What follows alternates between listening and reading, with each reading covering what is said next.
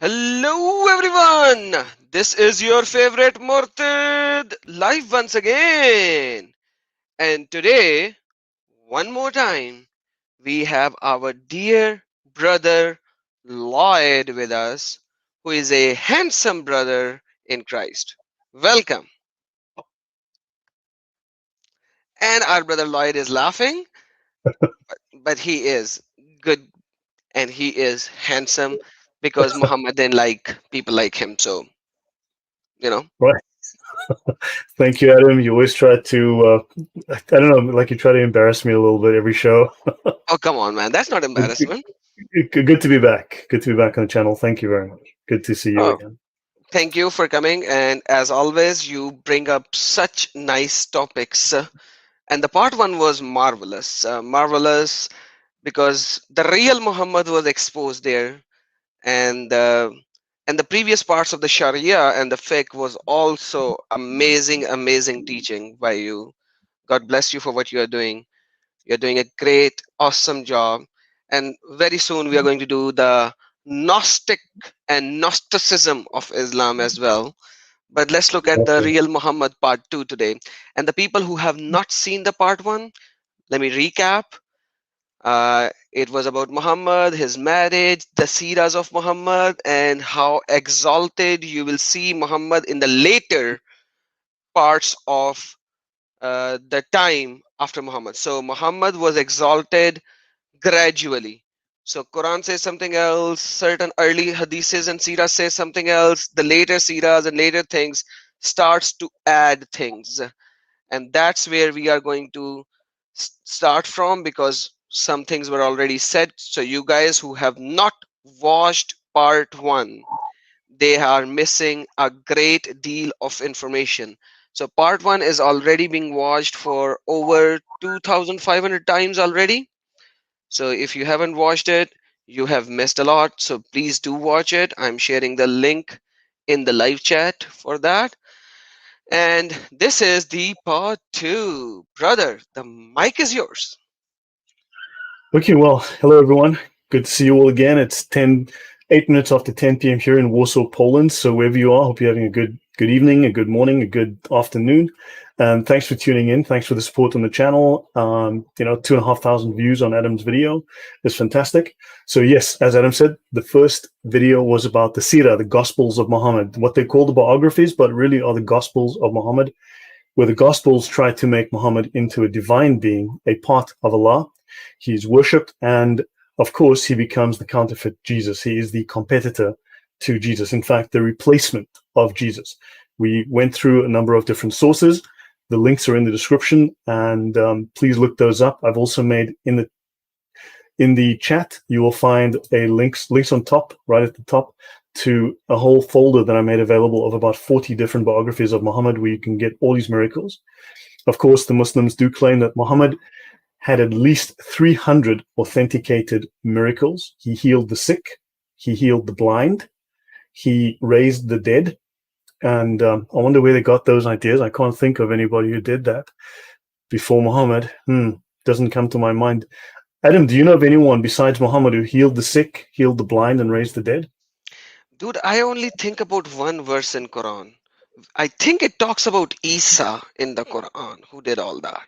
He even made a bird out of clay and then his blow into the bird of clay and made it like a real bird. So Quran actually Yeah. talks about Isa doing all that. How did they change Isa into Muhammad later?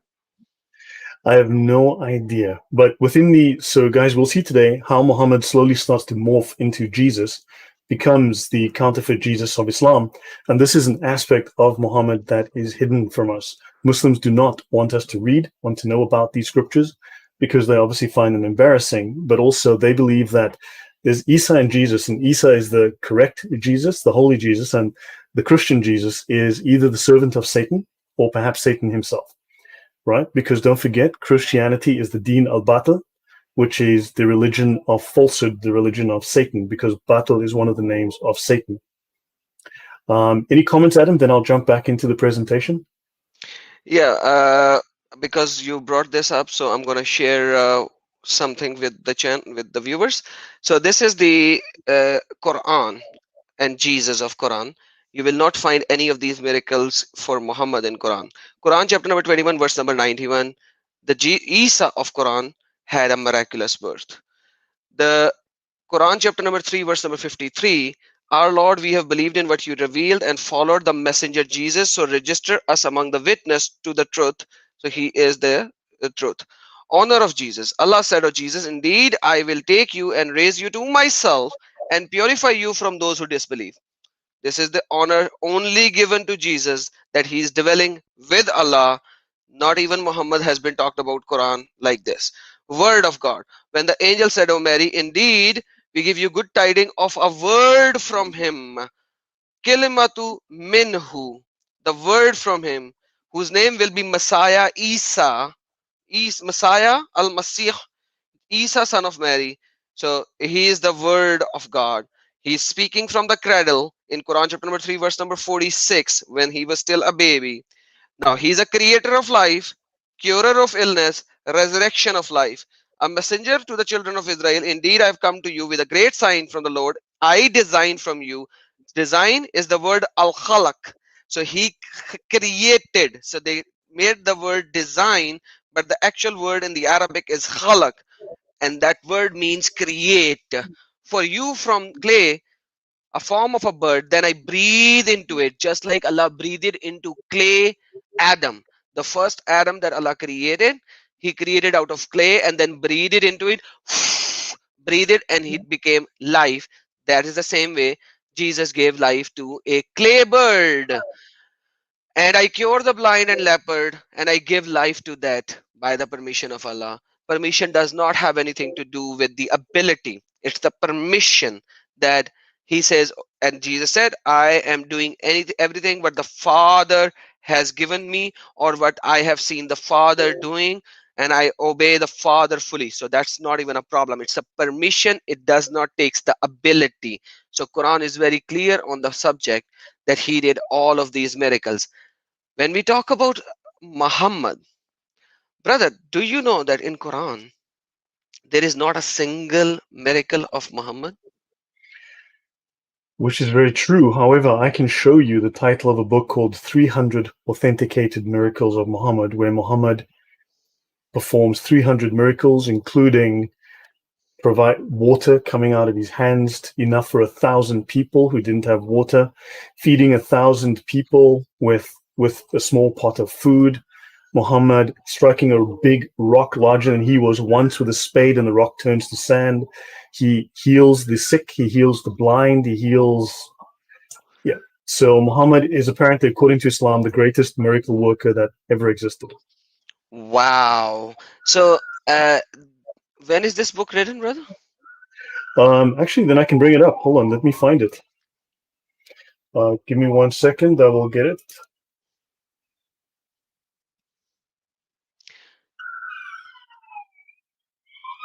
It'll just take me a moment to find it. There we No go. worries, brother. Okay, so this is it. I have it here. Let me just share my screen. And let me bring it up. Yep, See? so here we go. And here we go. Wow. So, 300 authentic miracles of Muhammad. Doesn't it looks like the movie 300, you know? well, yes, so this is compiled by Badr Azimabadi, right? So this is reverence and worship of Muhammad, making Muhammad into a divine being that is not discussed commonly, right? So we can just skip forward. So here's a list of sources that they use, right? These books are a list of sources, right? The Sahih al-Sitta, right? Or Sihah Mhm, al-Sitta, and a whole bunch of these. So al-Sirah al-Nabawiyya by Ibn Sham. So they actually use it as authentic. Ibn Kathir, right? And they have a bunch of other ones. So yeah, you'll find that they use the Sirah to prove Muhammad's divinity, right? So let's just jump into some random miracles. He split the moon. So this is authentic, right? oh, His he victories, split the moon. yeah. Let's see, descending of angels during battles, right? Authentic miracles. Let's see, the dust storm during the Battle of the Trench was a miracle of Muhammad, right? Good grief. The things that they call miracles are just sometimes The promise of khilafat, inheritance of the land, is a miracle, right? So it's just these are all things that they claim. So remember, it is according to, and I showed this last time, according to the hadith, if someone lies about Muhammad, they go to hell, right? So if these are true, then where's the proof? Because who saw some of these things happen? Where's the evidence? And if they're not true, then every single scholar who wrote one of these seerah is going straight to hell. This includes Muslim, Bukhari, Ibn Kathir, Ibn Taymiyyah, a bunch of them that are making these claims. They're all, most of the Islamic scholars have gone to hell for making false claims about Muhammad. Amen. Amen. If it is, if we, okay, so let's just put this to Yeah. rest before we go into our subject. Let's just put this to rest. Daddy, love, thank you for your super chat. Thank you so very much. So let's just put this to rest first. Uh, let me show you, not this one, sorry. Now I'm going to show you something nice before we can put this to rest. The Quran is saying, Quran chapter 54, verse number 1, the chapter of the moon, Al-Qamar, the chapter of the moon. The hour has drawn near, means the hour of the judgment, the day of judgment. And the moon is split. So Quran does not say that Muhammad performed a miracle in splitting the moon. That's point number one. Quran does not claim that. Quran says the hour has drawn near and the moon is split, and this is verse number 1 by itself. So there is no context before this verse. Okay, so the hour has drawn near and the moon is split. Nobody saw the moon splitting into two. When these people see a sign, they turn away and say it's a magic, a sorcery. Now Muhammad did not split the moon. The the Quran says the moon is split, but we do not have any evidence of splitting of the moon. That's point number 1. Point number 2, let's go to this. Quran chapter number 21, the prophet, the chapter of the prophets. People are asking, they are claiming. So what is Allah saying? But they say, who say? The people say that Muhammad, you are giving us a mixture of false dreams. You know, rather he is an inventor. Oh, Muhammad, you are just an inventor. You are a blah blah blabber. Rather, you are a poet and you give us poetry because Quran is supposedly in the poetry form. Yeah. So let him bring us a sign just as the previous prophets were sent. So Moses performed sign according to Quran. Jesus performed sign according to Quran. So many prophets according to Quran performed signs and miracles and wonders. And they said the same thing. They said, okay, Muhammad, give us a sign like the previous prophets. And then what happens is Surah Yunus. Surah Yunus means Jonah. And they say, why is the sign not sent down from him, from his Lord? Once again, people are saying, why did Muhammad, you can't perform a single sign? Why can't you perform a single sign? So Muhammad said, so say to them, the unseen is only for Allah. So wait, indeed, I am among those waiters. So guys, wait, I'm going to give you a sign. Wait, not right now, but I am going to give you a sign. Okay, I'm going to give you a sign. That's what they say. Quran chapter number 13, the thunder, the chapter of thunder. It says, and those who disbelieve says, why has a sign not been sent down to him from his Lord? Because now they are waiting. They are tired. They are saying, we are waiting. Sign is not here. And tell them, you are only a warner. And for every people, there is a guide. So no sign is going to be given to you, O Muhammad. Tell them. Chapter number 29, verse number 50. But they say, why are not signs sent down to him from his Lord? Chapter number 25, 29, verse number 50. The sign, Allah is saying to Muhammad, because Muhammad is already BSing about Allah. So he is saying, the sign is only with Allah. I am only a clear warner. So Muhammad again said, I am only a clear warner. The sign and the miracles are for Allah only. So by this definition, Jesus is Allah. Because the signs are only for Allah. Brother, what do you think? Because here, he says sign is only for Allah. But Jesus did so many signs and wonders and miracles. So if sign is only for Allah, with Allah, for Allah, then Jesus is Allah. What do you say That here? would make that would make perfect sense. Jesus spoke in the cradle in the Quran. Jesus actually spoke as an infant, as a newborn infant. Jesus actually spoke. Muhammad in the Quran has no miracles. There's no evidence of his miraculous nature. In fact, all the prophets were visited by God, whereas Muhammad never met God. All the apostles, all the prophets that were seen to be a companion of God, whereas Muhammad had his revelations in private. There were no witnesses at the beginning. So these are questions as well that need to be asked. Besides, he was in a cave. The fact that he was in a hole, a dark hole, that's another question compared to other prophets. Perfect. So I'm gonna bring another one. Chapter number 6, verse number 109. And they swear by Allah. So now the polytheists are saying we swear by Allah, their strongest oath, that if Muhammad you will give us a sign, we will believe in you. Brother Lloyd, check this out. This is very important verse. For Muhammad, they are saying, we swear by Allah, Muhammad, if you give us a sign, we will believe in you. And because Muhammad did not had a single miracle, he was jack of nothing, right? He says the signs are only with Allah. And what will make you perceive that even if a sign would have come, you believe? So, brother, now this is the time when Jesus said, I have done so many miracles. You don't believe in me yet.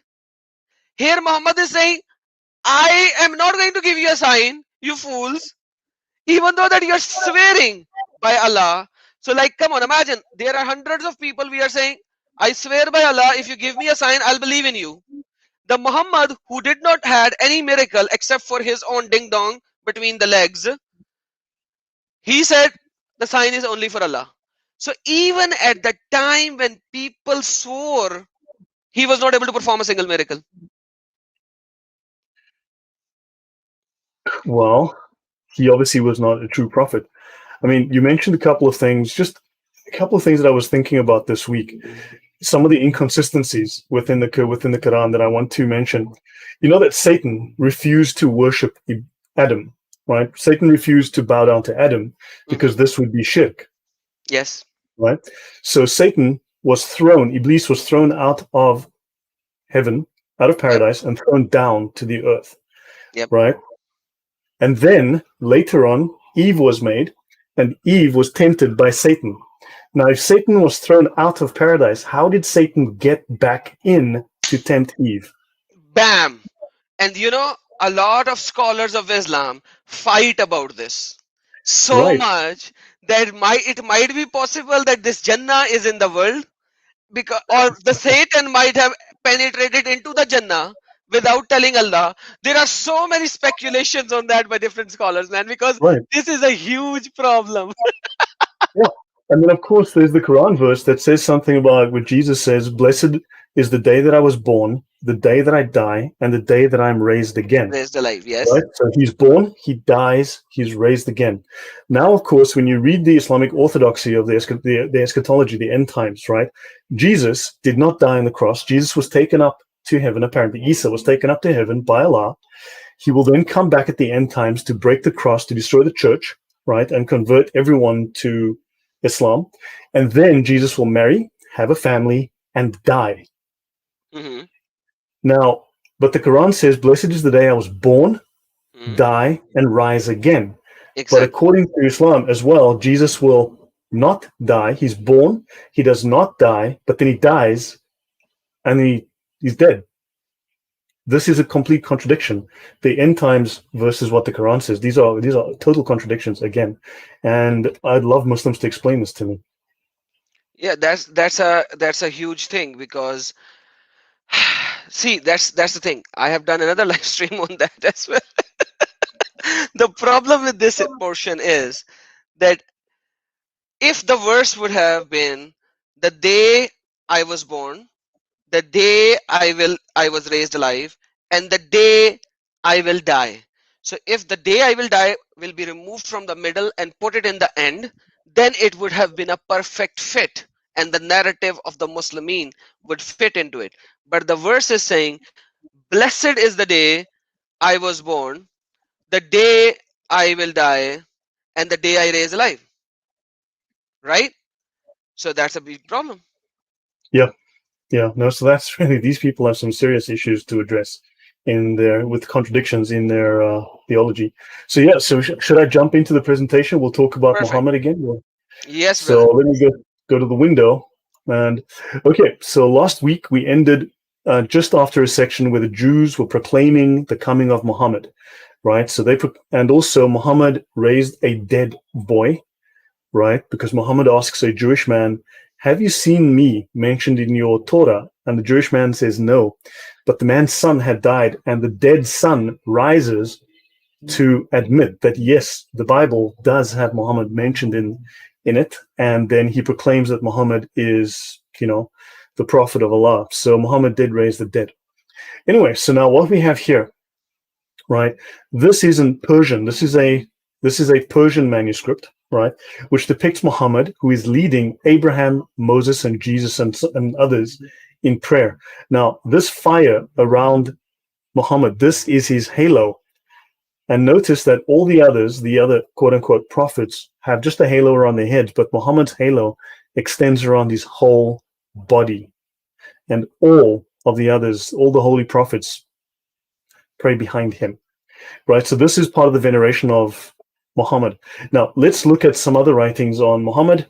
So, from the third light upon their tongues, which is the light of Tawhid, right? And from the fourth part, Allah made the different lights of the soul of Muhammad. So Muhammad is made, constructed out of the Tawhid, right? Literally out of Allah. So this lovely soul came into being 360,000 years before the creation of the world. There is no time in heaven. So Muhammad was shaped most beautifully and made of incomparable matter. Its head was made from guidance, Muhammad's neck from humility, Muhammad's eyes from modesty, and Muhammad's forehead from closeness to Allah, Muhammad's mouth from patience, and his tongue from truthfulness, its cheeks from, its belly from, and blah, blah, his feet from, and his knees from, and blah, blah, blah, blah. Then the crown of divine proximity was placed upon Muhammad's blessed head, exalted above all else, embellished with divine pleasure, and given the pure holy name of the beloved of Allah. And this you'll find here on this website called Muhammadan Reality, the creation of Muhammad. Brother, can you please go up a little because you gave a very nice topic and then you moved so fast out of it. Sorry about Tawheed, that. a little more, a little more. Tawheed. So here, read from the from the third light upon their tongues, which is the light of Tawheed, the unity of Allah. So Quran says Kul huwallahu ahad, which they always claim to be the Tawheed verse or Tawheed chapter, that Allah doesn't have anything, Allah doesn't have anything equating to him, and etc. etc. But we see over here that the scholars of Islam are saying that Muhammad is created out of the Tawheed, Tawhid. If Mhm. because you said in brackets it's the unity of Allah, so it is Tawheed. Hence the brackets, the part in the brackets explains that it is Tawheed, no matter how the spellings are written. The light of Tawheed. So what you are telling me is that Muhammad comes from the Nur Allah. So He Muhammad does. is the part of the Nur Allah. He is. He is literally a piece of Allah. He's a piece of Allah. Yeah. He was Awesome. emanated from Allah. He was taken from Allah's own essence. He is a part of Allah's own essence. So Allah and Momo are one. Yes. Awesome. Awesome. So guys, according to Islamic scholars, Allah and Momo are one. Okay, Yeah. please, brother. Remember, I showed a number of these like this last time. Okay. Last week, I showed a number of these, right? Several Yeah. of these. So this is just the last one. So Muhammad is like 13,000 years old. He's 360,000 years old. He's 170,000 years old. He's whatever. Well, Muhammad was at the creation. So Allah made all of the earth, all of the heavens, the whole universe for Muhammad, as we saw last week. All right. So understand Muhammad is very, very special. Brother, Okay. can we jump to a specific point over here? Because now Sure. we are talking about the light of Allah. So when Muhammad Okay. was born, you know, you told us last time as well, a little hint as well. There was a light. Can we jump to that and then come back over here? Oh, the There light was of a Allah. light, yeah, where the light of Muhammad comes out of the mother of Muhammad and could be seen like thousands of miles away. Oh, so wait, you mean the one I just showed you or the ones I showed last time? Okay, so let's go to the one that you showed me before this live stream. Let's go there first. Okay, let me go down and look for that. Because this Yes. is very important. So the light is emerging from the vagina, excuse my language, vagina of mother of Muhammad. Is that what Okay. it says? Yeah.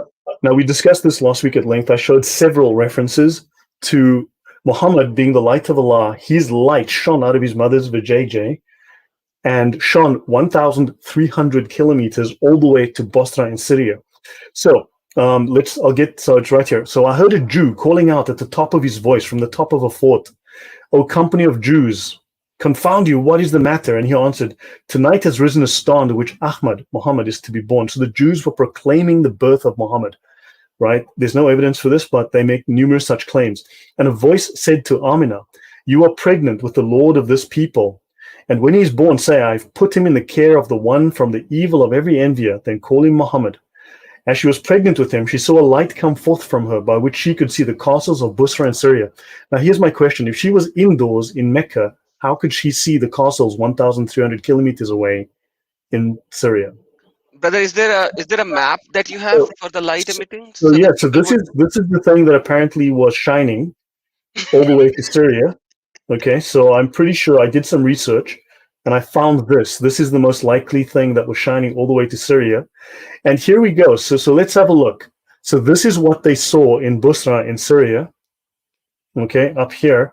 And of course, this thing was shining all the way from Mecca. So if we look at Mecca, right, then we go all the way up here, all the way through Saudi Arabia, past the Gulf of Aqaba, through Jordan, past Israel, past Amman, all the way into Damascus, all the way into Syria. This is how far Mo's mother shone her light From the Vajayjay. from the Vajayjay, So all the way. Muhammad is still inside the Vajayjay, Yes. and the light is emitting from the Vajayjay, and whoever is the Dai of that particular mother of Actually, Momo. no, sorry, I was wrong. It's 1,600 kilometers. What was I thinking? Okay, 1,600 kilometers. So the light emerged out from the Vajayjay of, like, it should be very bright light. How is the Dai took the Momo out of the Vajayjay? Like, it's a very I bright light, brother. look. I don't know. This is Allah knows best. Oh, Okay, okay, yeah, yeah. I forgot that part. I so definitely forgot that part. understand. So this is the claim that Muslims make, and I would love to see them back this one up. Right. I'll just jump back to see if I missed anything. But yeah, was that what you wanted to see? Yeah, because like we are talking about the light of Muhammad, and last time we talked a lot about the light of Muhammad, and then Allah created him from His own light, the Noor, and now he's the part of the Tawheed. So yeah, it's very appropriate that we would show that right now, that how bright that light was. Yeah, incredibly bright. It literally shone the whole world, lit up the whole world. Of course, there'll be historical records of this. Now, what is interesting, it should be noted that the Quran is useless when it comes to archaeology, whereas the Old Testament is extremely useful to archaeologists. It allows them to either find things and places to dig, or it allows them to identify things that they find. So the New Testament is very, very useful, whereas the Quran is completely useless. And of course, so are all the Gnostic Gospels that you mentioned earlier. Now, to clarify, what is Islam? So, according to the Sharia, okay, this is from the fiqh, the Sharia, right? Islam, according to the orthodox understanding of Sunni Islam, is to testify that there's no God but Allah and that Muhammad is the messenger of Allah. Of course, this is not found in the Quran, right? The That is Shahada correct. is not found in the Quran, as you know. Now, Allah, so his messenger, Allah sent Muhammad, the Qurayshite unlettered prophet, to deliver his inspired message to the entire world.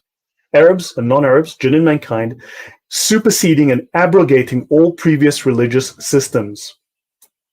Islam supersedes and abrogates all religions. Okay? So, and belief, now understand this, because of course Allah stands alone. Allah doesn't need anybody, except Allah doesn't stand alone and Allah needs Muhammad, because belief in Allah alone is insufficient. Allah requires Muhammad because Allah has favored him above all the prophets. He's the highest of mankind. And Allah rejects anyone attesting to Allah by saying there's no God but Allah, unless they also attest to the Prophet by saying Muhammad is the messenger of Allah. So if you believe in Allah but you don't accept Muhammad, Allah rejects you because you must attest to Muhammad. This is Orthodox Sunni fiqh. This is what Islam believes. This is their orthodoxy. Absolute. Yep. Yeah. Absolute. By the So way, yeah, do you know this goes against the Quran statement in itself? go on, please. Yeah. The Quran actually says in chapter number 42, verse number 7. Let me open that. Because Quran actually states that we gave you Quran, O Muhammad, in pure Arabic so that you could warn the mother of cities. So mother of cities over here is mentioned as Makkah. Let And me Baka show my Warner. screen. Yeah, let me just show my screen so that people would know.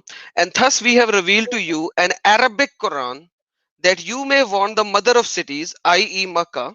It doesn't say Makkah, but i.e. Makkah, and those around it, and warn the day of assembly about which they have no doubt of party in paradise, party in bliss. So Quran came in Arabic for the basic fact that Muhammad could warn the mother of cities. Now, what you are showing, the basic example of Islam, they Yeah. are going against Quran, FYI. Right. Which is common. Now, notice Jesus does say, I am the way, the truth, and the life, and no man cometh unto the Father but by me. So, Mhm. effectively, Islamic fiqh, right? And this is taken from the Umdat al Salik, right? This states that no one comes to Allah except through Muhammad. So, and they state here that Allah has obliged everyone to believe everything the Prophet has informed us, okay? And does not accept anyone's faith unless they believe in what Muhammad has told us, what will happen after death. So they must accept the word of Muhammad. And this is within the Sharia, okay? Links again are in the YouTube chat. So Muhammad says in the Hadith, I am most like Jesus among the whole of mankind. So Muhammad is claiming that he is the most like Jesus. And in fact, in different hadith, Muhammad claims to be the most like Abraham, that in fact, he looks more like Abraham than Abraham's own children. Okay. So Muhammad says, I am the nearest of all people to Jesus. This is in Sahih Muslim and Sahih Bukhari, right? So he claims that he is the closest of all prophets to Jesus, when in fact, he denies the divinity of Jesus and he tries to replace Jesus. That is correct, brother. Now, what is just a small little aside in the Islamic tradition? Notice that Mary did not have a husband, right, and thus was Yes, not married to Joseph, right? This is the yes. Islamic version of this. So Joseph is not even mentioned; he's not named in the Quran. Now, certain commentaries, the tafsir, do mention him, right? He's described as pious, and he's described as someone who helps her. There's at least one tafsir which narrates that Mary married Joseph, okay, although he does so only to help her and that she never slept with him, right? So she married her cousin. So Joseph is now her cousin, the carpenter, but he never approached her. He married her only to take her to Egypt, all right? And in this account, Joseph does not touch Mary. So, in other words, and they speak of the perpetual virginity of Mary even within some of the tafsir of Islam, right? Which is taken from Gnostic Gospels again. I mean, that's a story for a different day, but this is taken straight out of the Gnostic Gospels. So they steal these ideas out of Gnosticism. So, by the way, you said that he's closest to Jesus, Yeah. and if we look at it, there are number of hadiths where Muhammad is saying, "I am nearest to all prophets, the prophet son of Mary." But then Hmm. they adds, and there is no prophet between the me and Jesus. Correct? Hmm. They Yes. add that. Yes. So this is in Sahih Bukhari 3442. This is in Sahih Muslim 2365b. But when we look at Quran chapter number 36:13, it says that there was a messenger whom Allah sent, and then he strengthened that messenger with two more. So let me give you Quran chapter number 36, verse number So that's 13 and good. 14. Yes. Right? So he sent two, and then he strengthened them with a third, and that we know that it is Barnabas and Paul and one more. So the disciples, apostles, apostle means prophets, so apostles were there, and Allah mentions it in Quran, Yeah. yet Here in it is. hadiths they deny. Yep. Yeah. So this is in Tafsir Ibn Kathir. We supported and strengthened them with a third messenger. And the name of the third was Bulus, and the city was Antioch.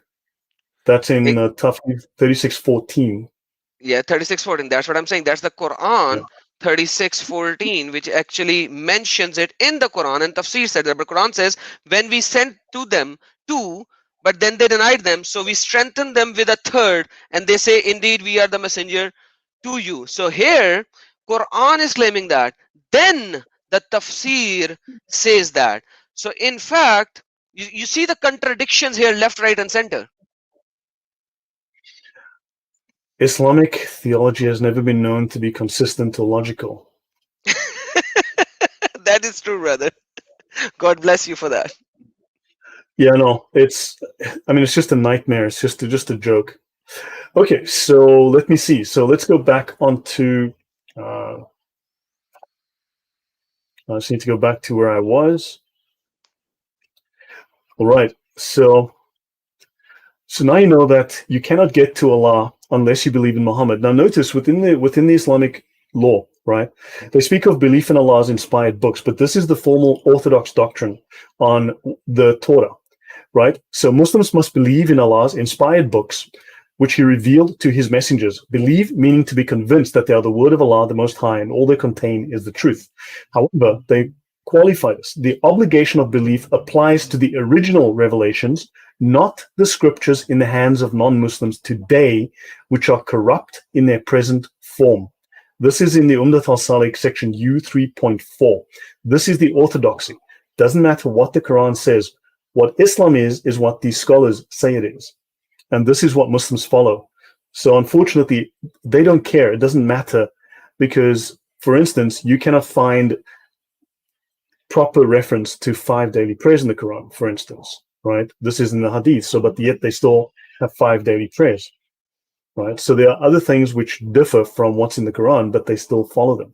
You can't find the format of the prayer in the Quran, but yet they know how to pray because it's not in the Quran. They don't listen to the Quran. They go to other sources which supersede the Quran. Now, also, it says this does not contradict the final coming of Jesus, since Jesus will not rule according to the Gospels, but as a follower of the Prophet. So Muhammad will have Jesus serve him and pray behind him. So the faith of the Christians was that whoever adhered to the Gospel and the teachings of Jesus, their faith was valid and acceptable until the coming of Muhammad. And then all that became invalid. And those of them who did not follow Muhammad and give up the Sunnah of Jesus and the Gospels, so you must give up Jesus, give up the Gospels, those people are lost. And no one's way or spiritual works are acceptable unless they conform to the sacred law of Muhammad. Absolutely, brother. And that's why I think we had a discussion on that earlier in the past. This is a later invention from the time of Ibn Taymiyyah. And this, if I'm not mistaken, it was Ibn Taymiyyah or somebody else when they added to say that the Torah and Gospels are Bukhari. fully corrupted. No, sorry, Shafi. Shafi. Shafi. So it was Shafi from is the the guy time who of started. Shafi that he started this movement that that it is changed. But if we look at the early sources, that when Ibn Kathir referred to the early sources, now this is Ibn Kathir of verse 378. Now, when he is referring to the early source, which is Ibn Abbas, said that the ayah mean that the altar and add, although none among Allah's creation can remove the words of Allah from His book. They alter and distort their apparent meaning. So Wahab bin Munabbih said, the Torah and Injil remains as Allah revealed them, and no letter in them was removed. However, the people misguide other by addition and false interpretation, relying on the books they wrote themselves. So if we see the early Muslims, they take the verses of Quran, and I've done multiple live streams on that. They take multiple verses of the Quran, and they can only agree to the fact that the Torah and Injil is not corrupted. So Shafi started some movement. Ibn Taymiyyah made it even more, and this whole new movement, and Ibn Qayyim actually started the movement of uh, the polemics Yes, against the polemics, yes. polemics against the Christians and the Yahud. He's the one who started it, which the Muslims are still using, and the Didat's lectures are basically taken from Ibn Qayyim. So Correct. if we look at it, the early Islamic scholars, They do not agree with that. But the later they added to this that everything is corrupted to announce their religion. And that's the reality. But once again, we are looking at the later sources, and that's how the Muslimin takes it. They don't take the early sources, they reject the early sources because it does not go along with their current motives and intentions. So they reject early sources and take the later sources. Please, my Right. brother. Okay, so understand, Muslims basically. So Muhammad does say in Quran 18:110, "I'm only a man like you to whom has been revealed that your God is one God." So of course they contradict themselves all over the place, right? And then of course do not exaggerate. So Muslims are telling us Jesus was only a messenger of Allah. And of course, according to other scholars, when Jesus descends for the second time, the Sharia of Muhammad will be revealed to him. So Jesus will learn the Sharia of Muhammad through the tongue of Gabriel. So Gabriel is greater than Jesus.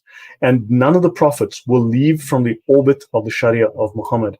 So all will be subservient to Muhammad's Sharia. And when the Jews heard this, they said, "We follow the religion of Adam. We are Muslims." So Adam was a Muslim.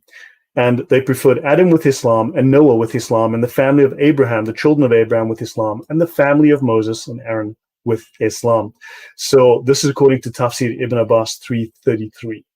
So of course we are extreme. We suffer from extremism as Christians because we consider Jesus a god. And the Jews are remiss because they accuse Mary apparently of fornication.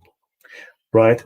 Now understand, if you go into the Sirah again, Jesus was standing praying, and the one who most resembles him is this guy, whoever this guy is. So suddenly it's not Muhammad.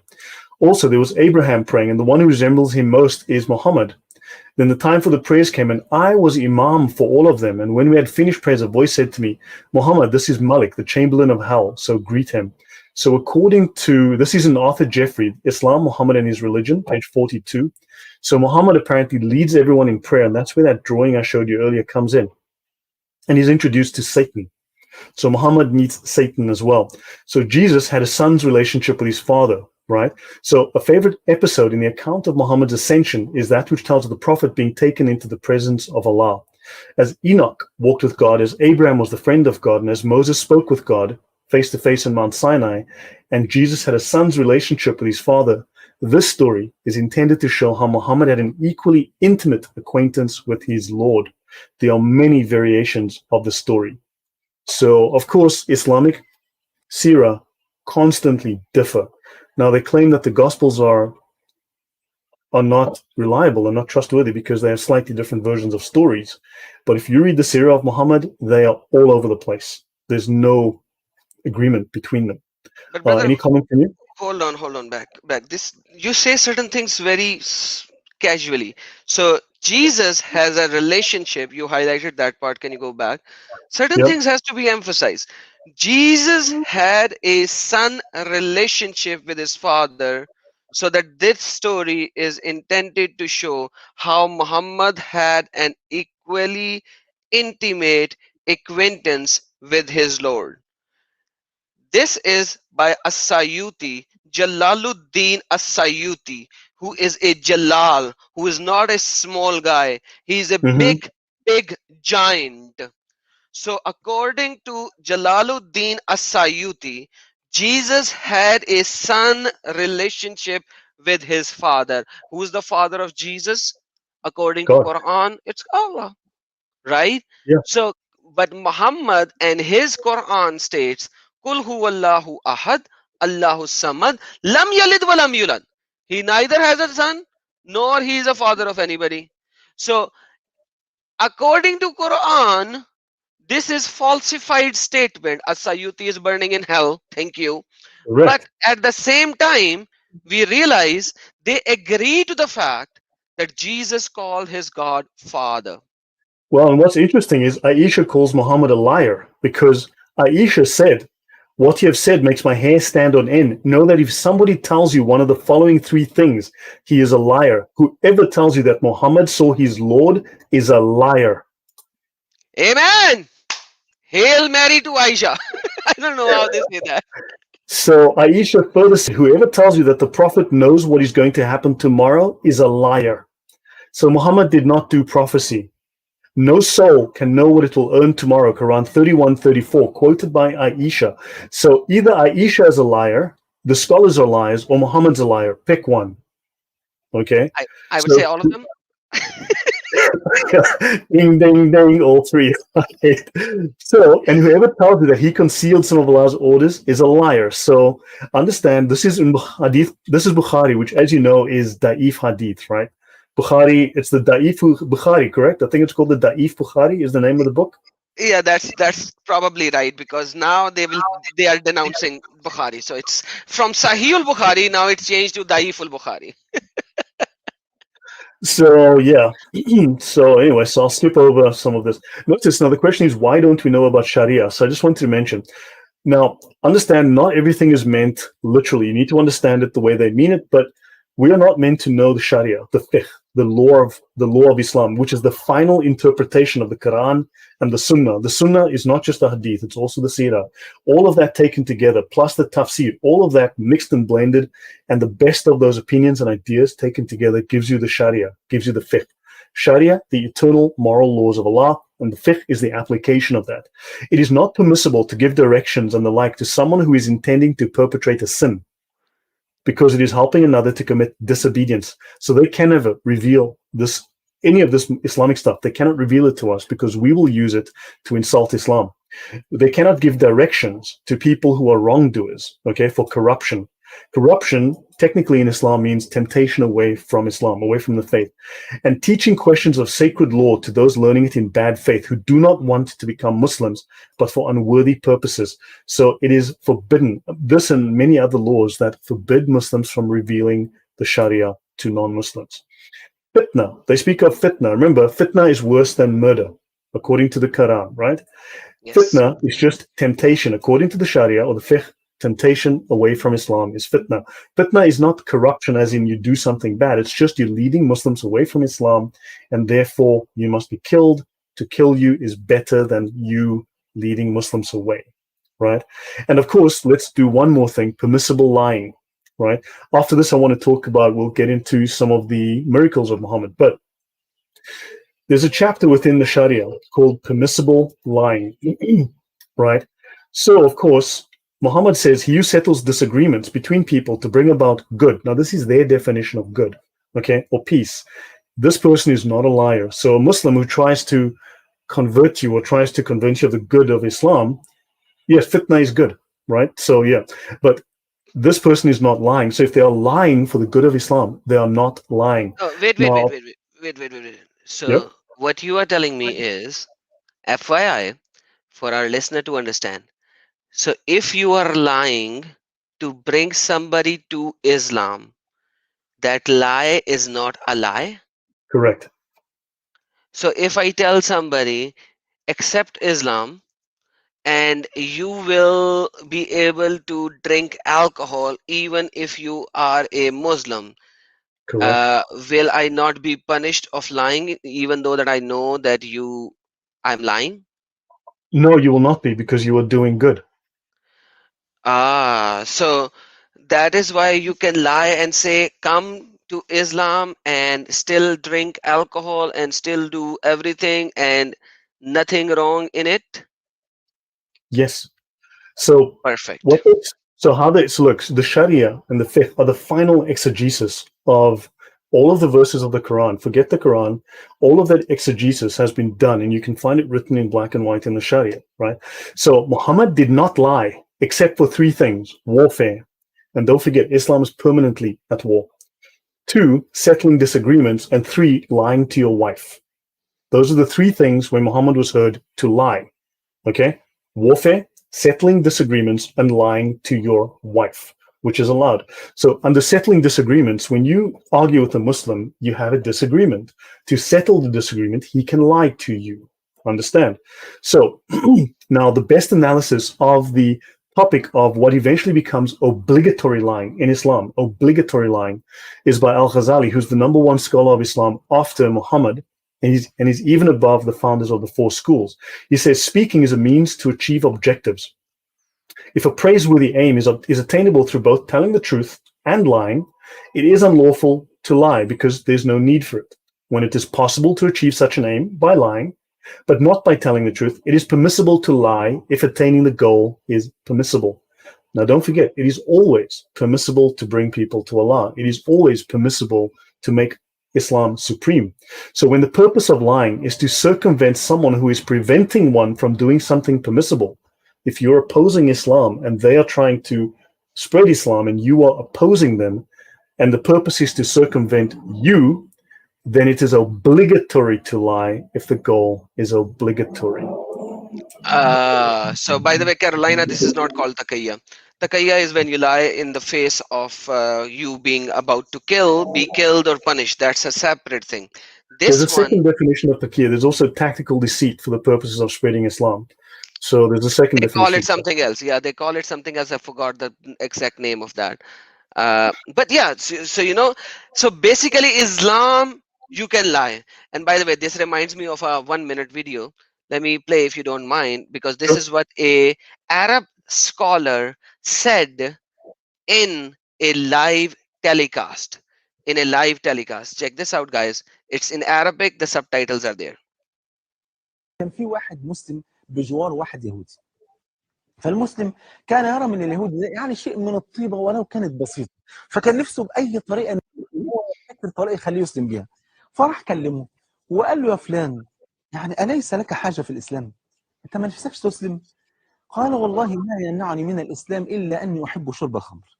انا فعلا نفسي اسلم من زمان، بس انا الحاجه الوحيده اللي منعاني ان انا مدمن خمر. فالمسلم ابتكر له طريقه، قال له: خلاص اسلم واشرب الخمر براحتك. طبعا المسلم مش قصده كده طبعا، فقال له: اسلم واشرب الخمر. قال له: خلاص ماشي. فاليهودي اشهد ان لا اله الا الله وان محمدا رسول الله صلى الله عليه وسلم.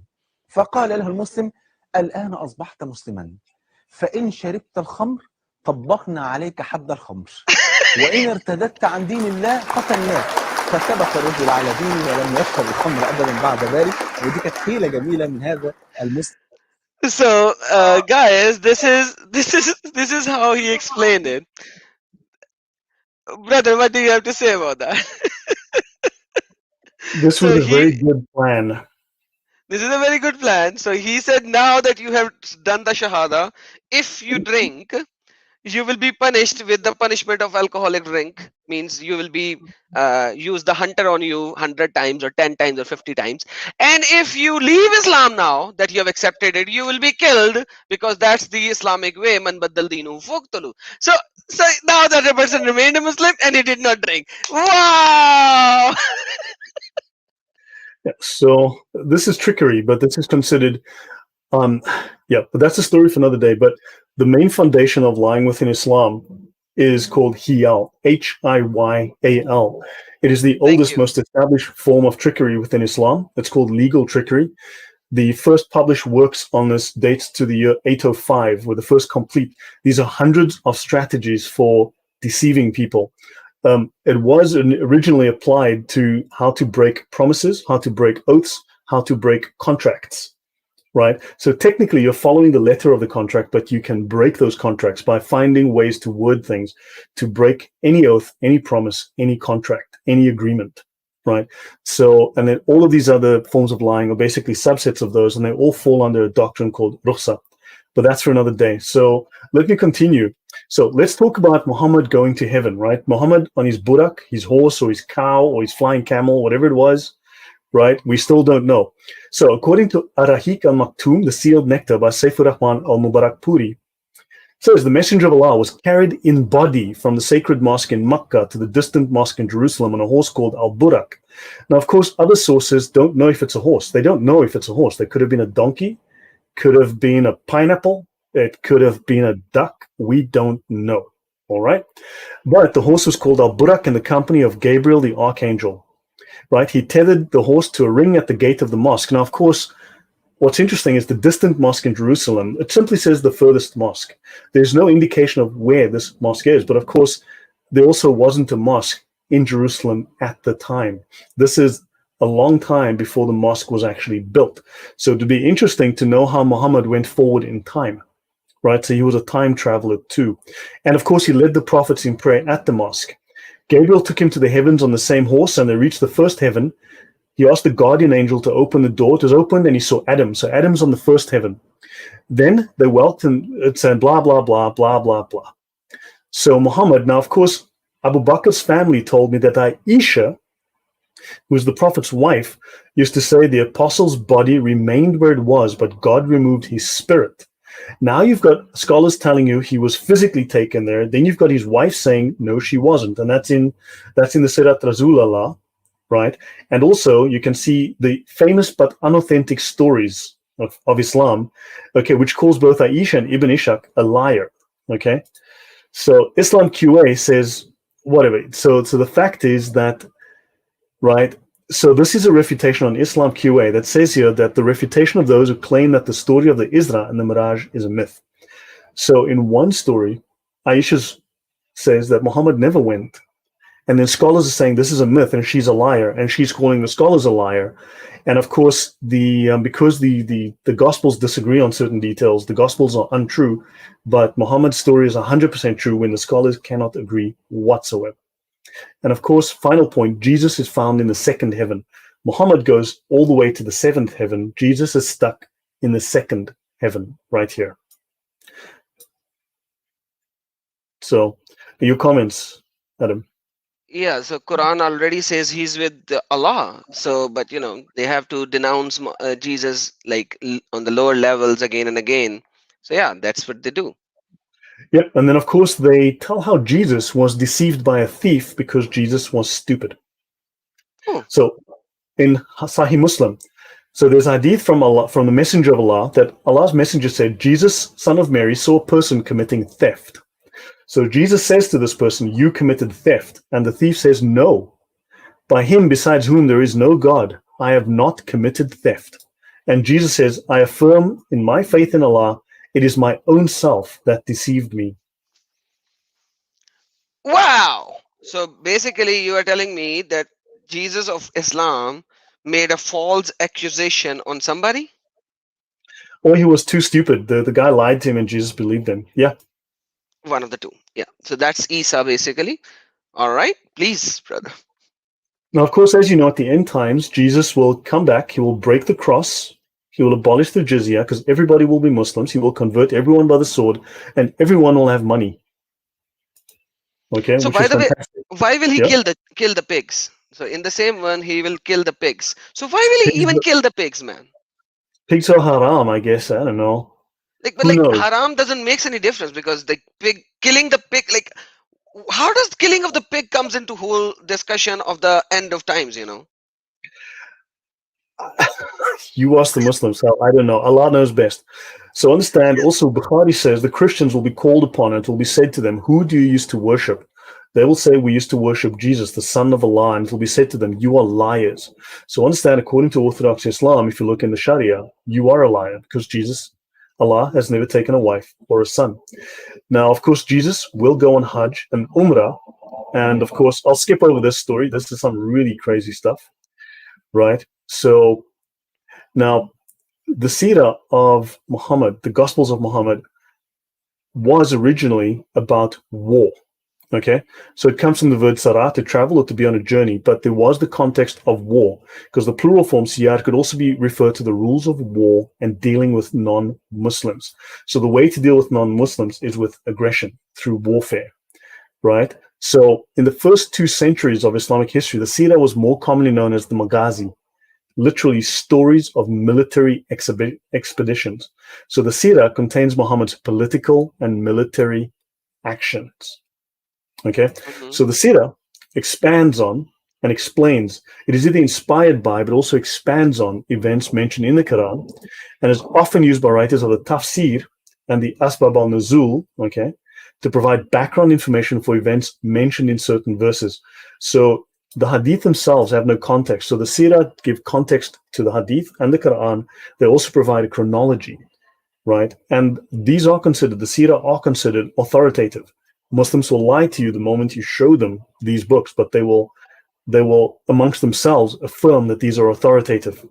Okay, so they give the Quran a backstory, and thus they allow people to understand better. They try to be gospels. Okay, now in early Islam there was an inclination to exaggerate and to fantasize. And there was a reliance on what they called Israeliyat. These were basically Jewish hadith, Jewish narrations. Now, eventually, these were banned from teaching at mosques, right? From being taught at mosques or being spoken at mosques. So what happens is they wrote their own. So they used to consider themselves Jews, and of course, or to be like the Jews. But eventually, the Jews rejected them, and so they rejected the Jews, and they no longer taught the Israeliyat, the Jewish narrations from the Talmud. So later sources now claim to know more about Muhammad than the earlier sources. Now, Patricia Kroner, right, she found a pattern where the further a commentary was from the time of the life of Muhammad, right, and the events in the Quran, the more information it provided, despite the fact that all of these sources depended on earlier sources which had less information. So this is all just exaggeration. It is entirely just exaggeration. Your comments, Oh, Adam? oh, you are already right on spot, brother. When it comes to the teachings that they perform in a Muslim country, is altogether a different teaching what they give over here to the non-Muslims. So Mhm. you're absolutely right on this point whatsoever. Okay. So now, for instance, the final point about this little thing about Muhammad, he does yoga and he was the good news. So Muhammad is the gospel of Jesus. Okay.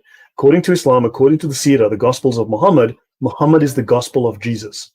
So his mother told how she was pregnant, and a light went out from her, which illumined the castles of Busra and Syria, which we've seen, and she bore him with the least difficulty imaginable. When she bore him, he put his hands on the ground, he lifted his head towards the heaven, and he spoke to his mother. Okay. Oh, sorry, whatever. No, he put his hands on the ground and he lifted his head towards the sky. So Muhammad was the earliest practitioner of yoga. Uh, At but like birth. one more thing, he was born without any difficulty, man. When you will Yeah. have a huge searchlight in the VJJ, so that birth will not give you any problem because you already have a. But there's a different hadith which says that, if I find it, that Muhammad spent 3 years, his mother carried him for 3 years. Yeah, because that's another topic because Hamza was 4 years elder than Muhammad, and Yeah. then Muhammad's father and grandfather married second or third wife, and Muhammad's father married the first wife on the same day. And and then Muhammad's father went out the next day or a couple of days later for tijara, for traveling, for and then he died on his way back.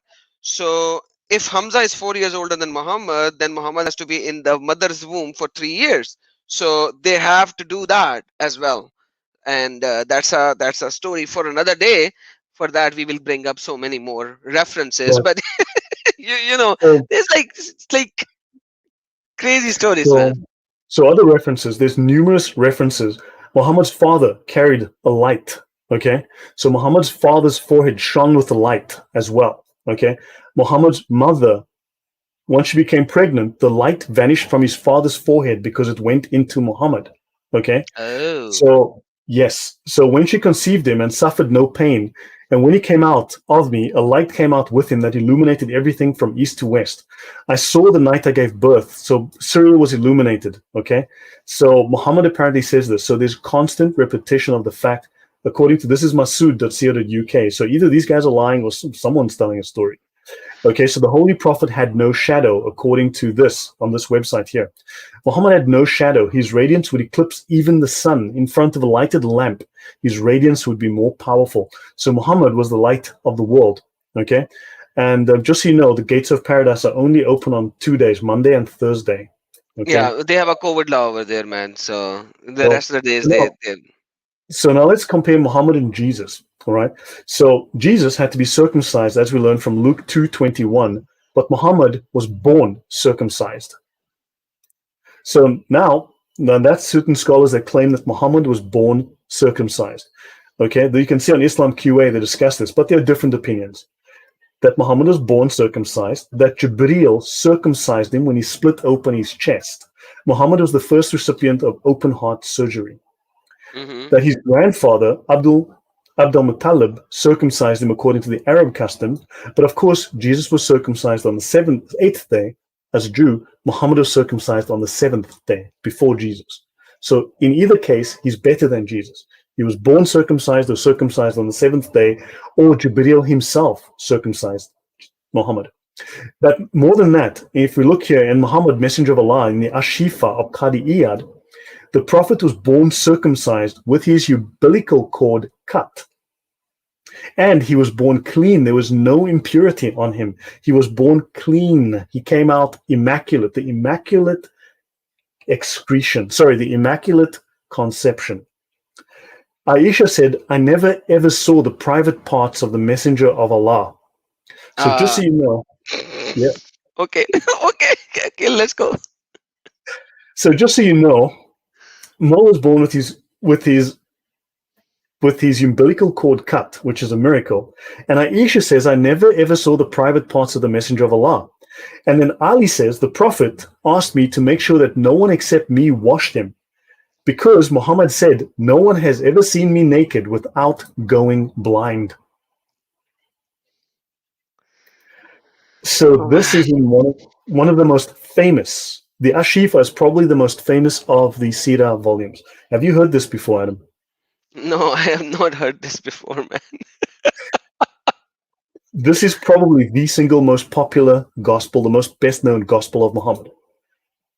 So no Wow. one saw Mo naked without going blind. So maybe that's why they need the niqabs and the dark glasses, because when his wife saw him, it's like, oh boy, I can't see anymore. Who knows? So Muhammad was performing the ding dong by closing the eyes of the, or maybe Momo did not have the private part. That's why he doesn't I have don't the know. kids. Maybe he was using his finger. I don't know. But Aisha never saw the private parts of the messenger. And we don't want to call Aisha a liar, now do we? Because she already calls all the scholars a bunch of liars. She is the mother of the believers, man. She's So the the mother of the scholars believers. call her a liar. She calls the scholar a liar. Okay. Now, understand though, Ibn Abbas then goes on to say, so you will meet Allah barefoot, naked, walking on feet, and uncircumcised. So the Prophet says you will meet Allah barefoot, naked, walking on feet. Now, I thought Allah only has like 1 foot or one shin, or I don't know what Allah's got. But notice, Mo is circumcised, Allah is not. So who's a little better than Allah here, Adam? Okay, so let me fix this hadith. The English translation is very bad. It says Okay, you as humans will okay. meet Allah barefoot, naked, and uncircumcised. So you as humans, like Ah, we. So add it in the bracket. This is a translation, I know, okay. but Now, thanks for this is fixing this is that. how it is. So I'm sorry, Well, but yeah, I don't want the sure. false information to go No, out. that's great. No, that's good. Look, I got this from Sunnah.com, Bukhari 81113, and SahihBukhari.com. You are So these are reading the the links. right hadith, but the way you interpreted it, because a lot of people of the English who speak English, Okay, they interpret it this way because this is how it is written.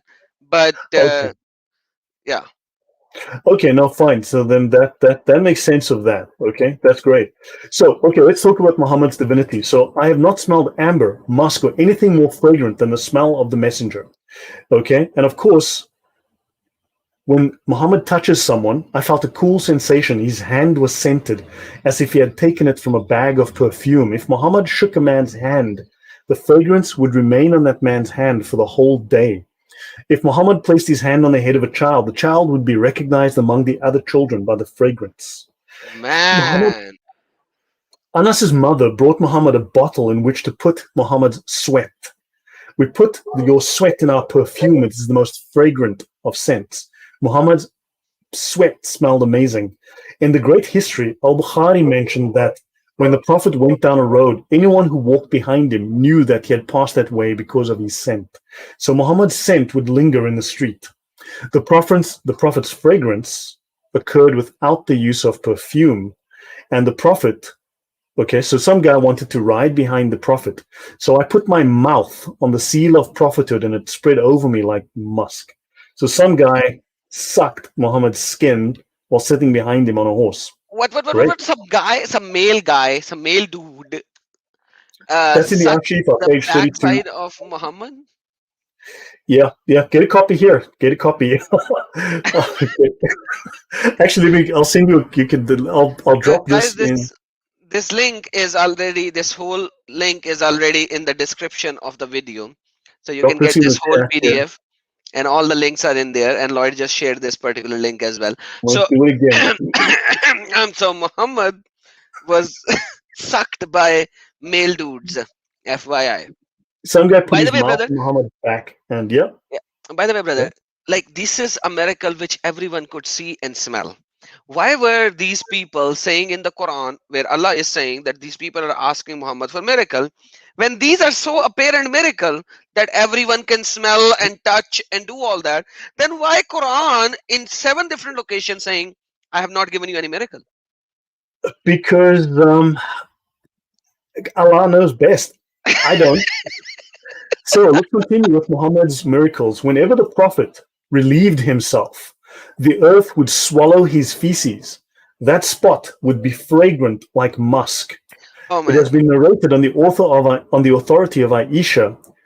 When you go to the toilet to relieve yourself, and the person who goes after you does not find anything there, and the Prophet said, Allah has commanded the earth to swallow the feces of the prophets. So his feces is also perfume? Yes, and it's the earth swallows it. This is in the Kanz al Amal, volume 14, page number 117. Where do I find all this stuff? So, yeah, so understand. So let's continue. Okay. In the Maqasidul Islam, ninth part, page blah, blah, blah. Okay, there's a hadith that says whenever the Holy Prophet relieved himself, okay, this is a hadith from the Ashifa, the earth would swallow up Muhammad's feces and only fragrance would be left behind. Now, Oh. this scholar tells us, is there anyone who claims that his body gives fragrance? This is proof of Muhammad's prophethood. Because finding this out is easy. Whoever makes such a claim, make him wear wool clothes in summer and let him sit in the sun. Then a stranger should be asked to sit next to him. If the stranger does not run away muttering under his breath, then we will talk. This will show that the stink was of that person's body only. Can the claim that such stinking bodies are equivalent to the fragrant feces be acceptable? Never. This is the grandeur of Muhammad's feces. This is the majesty of Muhammad's feces. They are 1,000 times better than the bodies of others.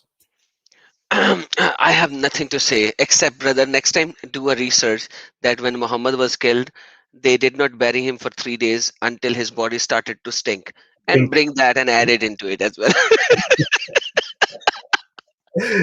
So, of course, Muhammad splits the moon with a wave of his hand, as you know, but we won't go into that too much. But Muhammad splits the moon, okay? The So, moon of Aisha, right? Not the real moon. get your mind out of the gutter, man. Get your mind out of the gutter, Man, that's what okay? Muhammad did to 9 years old child, man. Dude, so understand. So some of the miracles, if you go through these Gospels of Muhammad, they'll tell you there's the miraculous splitting of the moon and the delaying of the setting of the sun. Muhammad not only split the moon, he delayed the setting of the sun. There's the miracle of the water that flowed through his fingers, the miracle of the water that flowed on account of the blessing of the Prophet, the miracle of the increase in the amount of food on account of his blessing, the miracle of the tree that spoke, the miracle of the palm that cried when Muhammad left. There are Oh, miracles related to inanimate things, miracles with animals, the miraculous revival of the dead. Muhammad raised the dead. There are babies and suckling infants that spoke and bore witness to Muhammad. The miraculous healing of the sick and the blind and the incurable, and miracles and blessings that were transformed through his touch. And you can find that on balagha.net, Shifa, Miracles of the Prophet's Characteristics, section 10. Whatever. This look, my entire presentation is available. There's a link. You can go check it yourself, see if I it's made in the this up. description. It's in the description, guys. You can check it. You can see it. By the way, I have done a stream on the donkey of Muhammad, who Muhammad could talk to, and that donkey accepted Islam. Previously, he did not used to like the female donkeys. He only liked the male donkeys. Then he accepted Islam, by the way, and he started to like the females as well. So, FYI. So understand, the Kaaba was the very first house of worship ever built for mankind. The Kaaba in Mecca was the very first house of worship ever built. Okay. And we don't have archaeological evidence for that, but please. You disbeliever. You disbeliever. I don't believe. How can you not accept the evidence? You know what, Adam? I'm going to make you wear wool and we're going to sit you in the sun. And if you start stinking, we know you're not as good as Muhammad. For His sure. poop is a, his poop is 1,000 times better than you, okay? Yes, sir.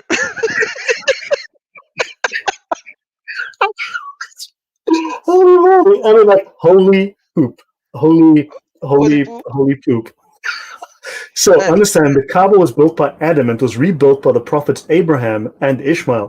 So now you know Adam was in Mecca and he built the Kaaba himself, and then it was rebuilt by Abraham and rebuilt. And you can find this in a book called When the Moon Split, the biography of the Prophet woohoo! Muhammad. So Muhammad split the moon. It's in Hadith of Bukhari. Okay. And he splits the moon again in Bukhari. The moon was split into two, Bukhari. The moon was two parts, Bukhari, Muslim. The moon was split in two parts. And then the smoke, the moon, and the Bukhari. Okay. So now we know. Let's, move on. So Mo miraculously healed people. Okay. He healed the You. eyes of Ali ibn Abi Talib and cured the leg of Salama during the Battle of Khaybar. Now, you should note that there is a goddess called Aphrodite, the Greek goddess or the Roman goddess called Aphrodite. Her symbol was the star, right? Uh, the Arab name, the Arabized name of Aphrodite is Khaybar. Khaybar means the great, okay? She Mhm. was Akbar. Yep. So Aphrodite, the Akbar, just so you know. And of course, the Kaaba is where Aphrodite used to stand. And yeah, you put this together. I am busy working on this in a different presentation. That's a But 2 plus 2, man. Nice. so this is from famous but unauthentic stories from the Sirah of Prophet Muhammad. Oh, I'll paste that link in here. This is such a great name. Famous but unauthentic stories from the Sirah. And this This is is this is awesome. Like I love this the title of the book. Famous but unauthentic. So why are you even putting it in a book? and this is by Muslim scholars that they're telling you these stories are fake. They're still giving you. So they are saying these stories are fake, but they're still giving you these stories. Yes, exactly. So, but notice now, so we've got to read this and see what it says, right? Famous but unauthentic. But Bukhari says, hold on, this stuff is legit. Someone informed Muhammad that this guy was suffering from eye trouble. So Muhammad said, bring Ali in front of me. The Prophet spat in his eyes. Do you know of another miracle worker that spat in someone's eyes and cured their blindness? Yeah, but like that book is da'if, corrupted according to Muslimin, but in that book we see that Jesus did that. Yeah. So I went to the Prophet and he puffed his saliva in it into the wound and have not had any pain since. That's Bukhari, right? In Da'if Bukhari, as you know, it's in Da'if Bukhari. I don't know why they call it Sahih Bukhari. I mean, what the hell? No, We for all these know kind of it's hadiths, brother, for these kind of hadiths, the hadiths which favors Muhammad, it's Sahih. The hadiths which does not favor Muhammad, then is they are da'if, brother. It's a yeah, no. selective What, da'if, what, not. what, what hadith? I only follow the Quran. I only follow the Quran. This is not, what is this hadith nonsense, Adam? It's Brother, only this the is Quran. Brother, this is only to prove Muhammad. Whenever they need to prove something, they will go to hadith. But if you will give some hadith, they will reject it. This is why it is, brother, there. Yeah, of course. So now you've learned a little bit about the three some of the 300 miracles of Muhammad. So yes, they admit they're lying. So understand these people are all over the place. They can't make up their mind. Aisha calls the major scholars of Islam liars. And if you go and read some of the scholarly works, they'll say, Aisha is very special. Aisha is very important, but Aisha is wrong. But didn't Muhammad married, according to the hadith, Muhammad married Aisha at such an early age so that she could memorize what Muhammad is saying and she could spread it. Brother, is that not a hadith?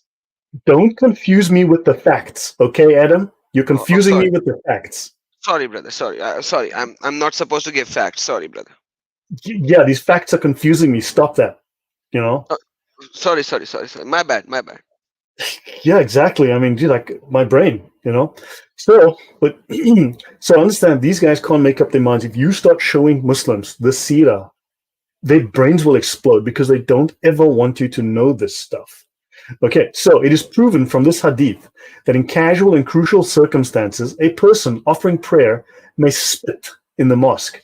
Now, an honest question to my Christian friends: how often do you spit in church? Would never do such a thing. So, yeah. So, but apparently, okay, a person may spit in the mosque. Now, I personally, if I had to, I guess I'd use a tissue or I'd get up and go to the toilet. I don't know, something. Maybe I'd swallow it if I had to, but yeah, you can spit in a mosque. Now, of course, Casually. Yeah, he says casually, casually. casually, casually, in Yeah. casual, in casual and crucial circumstances. Exactly, Dragon. Never. We don't spit in church. That would be disgusting. But understand, Anas bin Malik narrated. Now, this is to spit in the masjid is a sin, and burying it is its atonement. So if you spit in the mosque, pick it up and then bury it outside, that's okay. But you can spit. So don't spit because it's a sin, but you can spit, it's okay. Okay? Brother, now you're confusing me. Can we spit or can we not spit? Don't confuse me with questions that are factual, okay? Oh, sorry, brother. Sorry. Once again, I have to say so many times sorry, brother. Exactly. Look, just Allah knows best, okay? Just tell yourself Allah knows. Dude, Brother, you are doesn't make wrong. any sense. Allah knows breast, not best. Allah knows breast. Yeah. That's what he said in Quran. Uruban atraba, those women which are very, very horny, they will have full round breasts. So Allah knows breasts. You know, there's a Muhammad joke about that. Did you know that Muhammad had a special way of making women's breasts seem larger? Oh, He had small hands.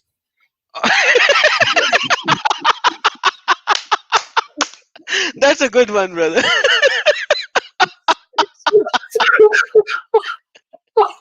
Sorry, okay, maybe that was wrong of me, but sorry about that. Okay, so let me get my mind out of the gutter and get back to business. So what has been related about it being disliked to spit in the masjid? When you are in salat, then do not spit on your right, but behind you or towards your left or under your foot. So in other words, you can spit, don't spit, it's a sin, but spit, but not to your right. Just spit to your left or spit under your foot.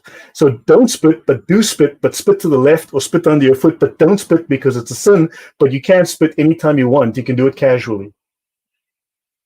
Now you are confusing me, brother. Hello. That is confusing me now. Like, and this is Jamiatul Tirmidhi and it is Sahih. So you can casually spit, but if you spit, you are going to Jahannam, means hell. But if you want to spit, spit on your left side under your feet, but you cannot spit. So Yes. So look, if you can't understand this, then you you're see a that's kafir. why you need to be a Muslim to understand this stuff. Oh, So okay, so so let me move forward here. Let me just run on here. So there's a lot more of this, but understand that according to Tafsir Kashif al Asra, there's a prophet on the way whose kingdom will be greater than the kingdom of the world's folk. He will be a master. On his forehead will be the light of prostration, his eyebrows the light of humility, his hair the light of beauty, in his eyes the light of heedfulness, in his face the light of mercy, between his shoulders the light of prophecy, in his heart the light of recognition, blah, blah. Sorry, I fell asleep there for a second. yeah. Um, so in his jealousy, the light of presence, he will blah, blah. He's described in the Psalms. His community is considered the most excellent in the scriptures. He will dispel the darkness with light. He's Ahmad the Prophet. So now you've got, this is tafsir, okay? This is in the tafsir. So understand these people are making these claims. And of course, right? So yeah, you've got all of this stuff going on. The light of prophecy. So the light of Muhammad is a real thing for Muslims, okay? So this is the light of Muhammad and the light of manifestation. So Muhammad is the light of Allah. It's the light of the world. Oh man, yes. He sure is, brother. He's the light, man. I know. I already saw the light 1600 kilometer away emitting out of her mother already. I'm a full So yeah, believer. so understand the origin of the soul is the absolute light, nothing else. That means it was the light of Muhammad. So your soul is a fragment of the light of Muhammad. Okay, I showed this at the last show, the first episode. So your soul is a fragment of the light of Muhammad, and prophets like Jesus and Adam and Moses and Noah and David, they have a larger fragment than you, but that's why you're a Muslim, you see, because your soul is made, shaped out of the light. See, Allah took a piece of himself and made Muhammad, and then out of Muhammad's light, he took a smaller piece and made your soul. Aren't you a lucky guy? How Oh do you man, feel, Adam? I feel very blessed right now. And my poo poo will smell as well a little bit from because of the light or not. Um, Dude, now that's a good question. That's a good question. I have a part of Um, that light, you know. you have a part of that, yeah. But do you know that the most common miracle in Islam is the poo of Muhammad? Because he did so at least what once, twice a day for 23 years before he died. So think about it. Muhammad had thousands of poop miracles. Wow. And each and every poop miracle smells so good. People would be crying over getting his poo poo. But the Well, earth is taking it. maybe we should go to Mecca and start digging. What do you think? Man, the earth took all the poo poo, and it was such miraculous poo poo, you know. You could just place it in Exactly. your home and it will smell, the whole home will smell so good. So in fact, there are stories. Someone just mentioned, but in fact, literally, there are stories where Muhammad grabs the trees and he walks with the trees, and the trees walk behind him. So he takes the trees, he pulls the trees behind him, and they walk behind him and they cover him, and the stones form behind him and they cover him to give him privacy while he's taking a dump. So this happened, and then afterwards, the trees go back, and no evidence is left that anything happened. Very convenient. Wow. Wow. So I yeah, the love prophetic. these miracles which doesn't have any evidence, man. I love them. It's look. That's why you have to. Allah knows best. Okay, Allah has Oh, small hands. So the prophetic light is in fact nothing other than that of the first light of Allah's creation emanation. Okay, called Tajali. Now, don't forget, this is a Gnostic concept. This emanation is a very Gnostic concept. The prophet existed before the physical appearance of his body. Okay, so he's the principle of the light of lights, the ancient name Kalmai Kadim.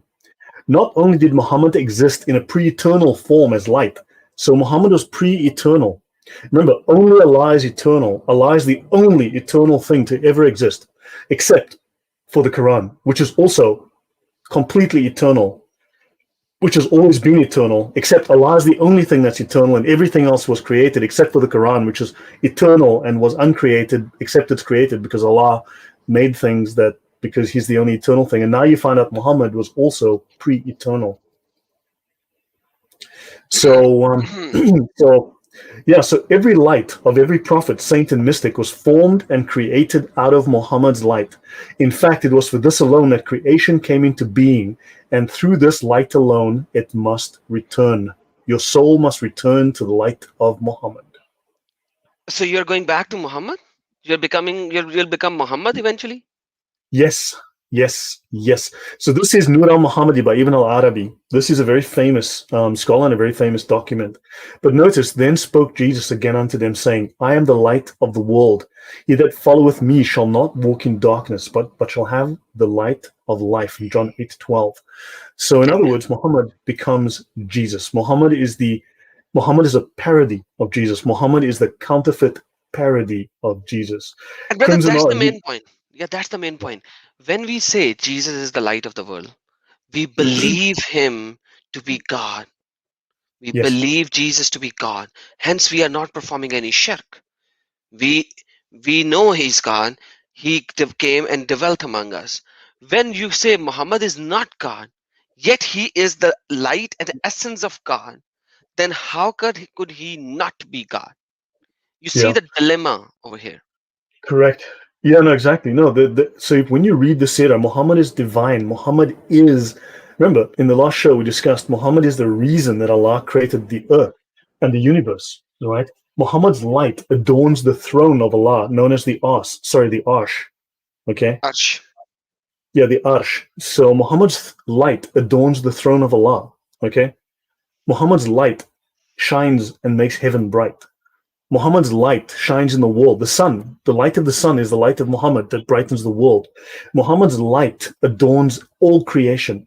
Every room and every aspect of creation is adorned by the light of Muhammad. And the earth was made for Muhammad. So in the Quran, when it says that the world was made for me, a place of prayer, okay? There's a verse about along Hmm. those lines in the Quran. Hmm. What that means is the world was literally made for him. The world Yes. was made for Muhammad. And the whole world must be under Islam. And by the way, like I said it last time as well, I grew up listening and believing this, that if it was not for the love of Allah to Muhammad, he would not have created this world. Allah Yes, created this world for the love of Muhammad because he created him. And before he put Muhammad into flesh and blood, he then created Adam because he wanted to give Muhammad a world to live in, and that is why he is the last prophet, because he came to fulfill everything and he came to finalize everything. And Allah loved him so much that he sent him in the last, and he did not keep him for a very long time here because he just wanted to get back, bring him back to himself. For the time he was here, Allah was so lonely and he brought him back. So that's what it is. Yes. Now, so look, I've missed a number of questions that came in. I'm looking at the YouTube chat, but I've missed a number of questions. So if there are questions, please start asking them. Some people have mentioned that they're trying to make Mo a deity. Look, when you read the Sirah, the Gospels of Muhammad, he is a deity. He is deified. He is Jesus. You need to understand this. Muhammad is Jesus. Muhammad is literally a piece of Allah. Okay, he is. Allah took a piece out of himself and made Muhammad, and then he took pieces of Muhammad and made the prophets, and then he took pieces of Muhammad and made your souls. That's why you're a Muslim today, right? Everybody's a Muslim because you contain the light of Muhammad. Okay, now, interestingly, if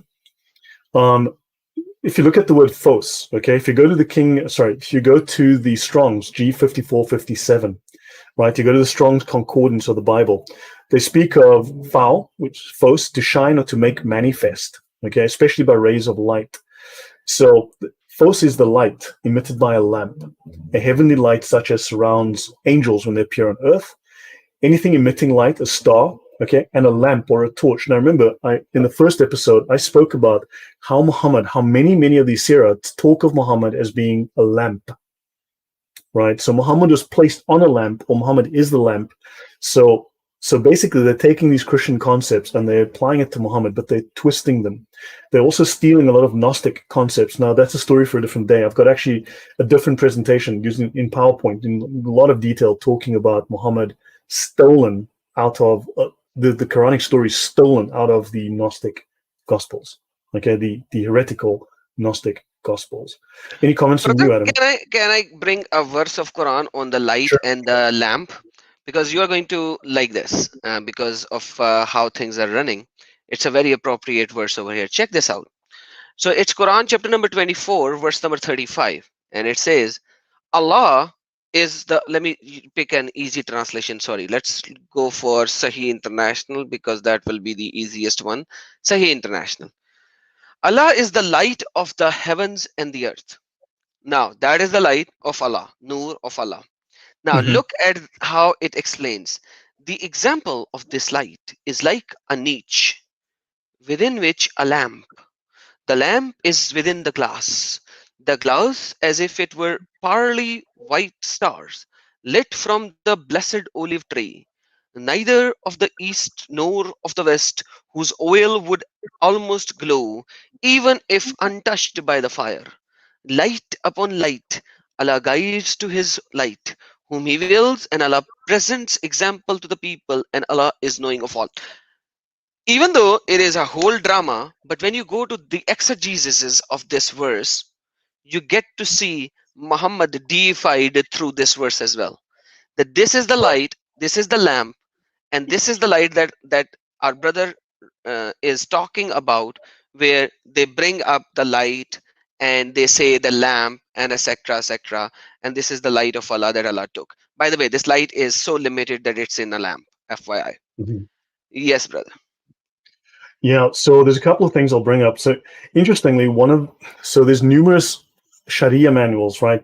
Scriptural books, spiritual books in Islam called the niche of lights, the lights of something, the something lights. This constant reference to that.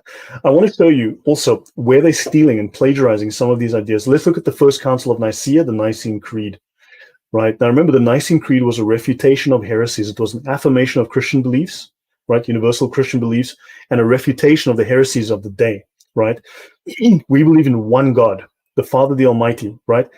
God of God, light of light. Now, there's different versions of the Nicene Creed, worded slightly differently, but light of light, okay? Very God of God, begotten, not made. So understand, Muhammad is begotten, okay? He's the light of light. He is the very God, the very essence of God. He is consubstantial with the Father, of one with the Father, by whom all things were made, both in heaven and earth. So understand, in the Sirah, they are plagiarizing this, and Allah explicitly states, I am making the universe for you, Muhammad. Okay? His family will bring salvation. Muhammad came down to earth and was made incarnate. Okay? Muhammad suffered. Okay? So, okay, he didn't rise again, but he's going to come back. Suffer from Okay? insomnia? I don't know, dude. But he made people go blind because if they saw him naked, they'd go blind. You know that now. That's a good one, yes. So understand, they've plagiarized the Gnostic heretical Gospels, they've plagiarized the Nicene Creed, they've plagiarized the Bible left and right. And I want to show you one other thing that I showed last week. I'm just going to change my screen sharing. Let me go back here. So just check if there are any questions, please, from the. Just check if there are any So questions from the guys, audience. whoever has a question, please tag me so that I could see the orange thingy and I will catch it up. So this is a one of the, so the major scholar in Islam after Muhammad himself is a man called Al-Ghazali. He is called the Hujjat al-Islam. He's the proof of Islam. This is the man that proved that Islam is true. Through his efforts, he was the one who reconciled all of these supposed contradictions in Islam, and he proved that Islam is true. Am I sharing? You guys are seeing my sharing Yes, screen? brother, you are sharing. You are sharing. Okay. So this is the Mishkat al-Anwar, the niche for lights, okay, by Al-Ghazali. Okay. And I want to show you something, which I've shown to people the previous show, but I want to show you now. Al-Ghazali was a Sufi, and the major scholars in Islam are not your Qadis, your Sheikhs. They're the Sufis. Okay, that's a long story. Check the last show, please, for that. I don't want to go through that again. But the major scholars in Islam, the prime scholars in Islam, are the Sufi.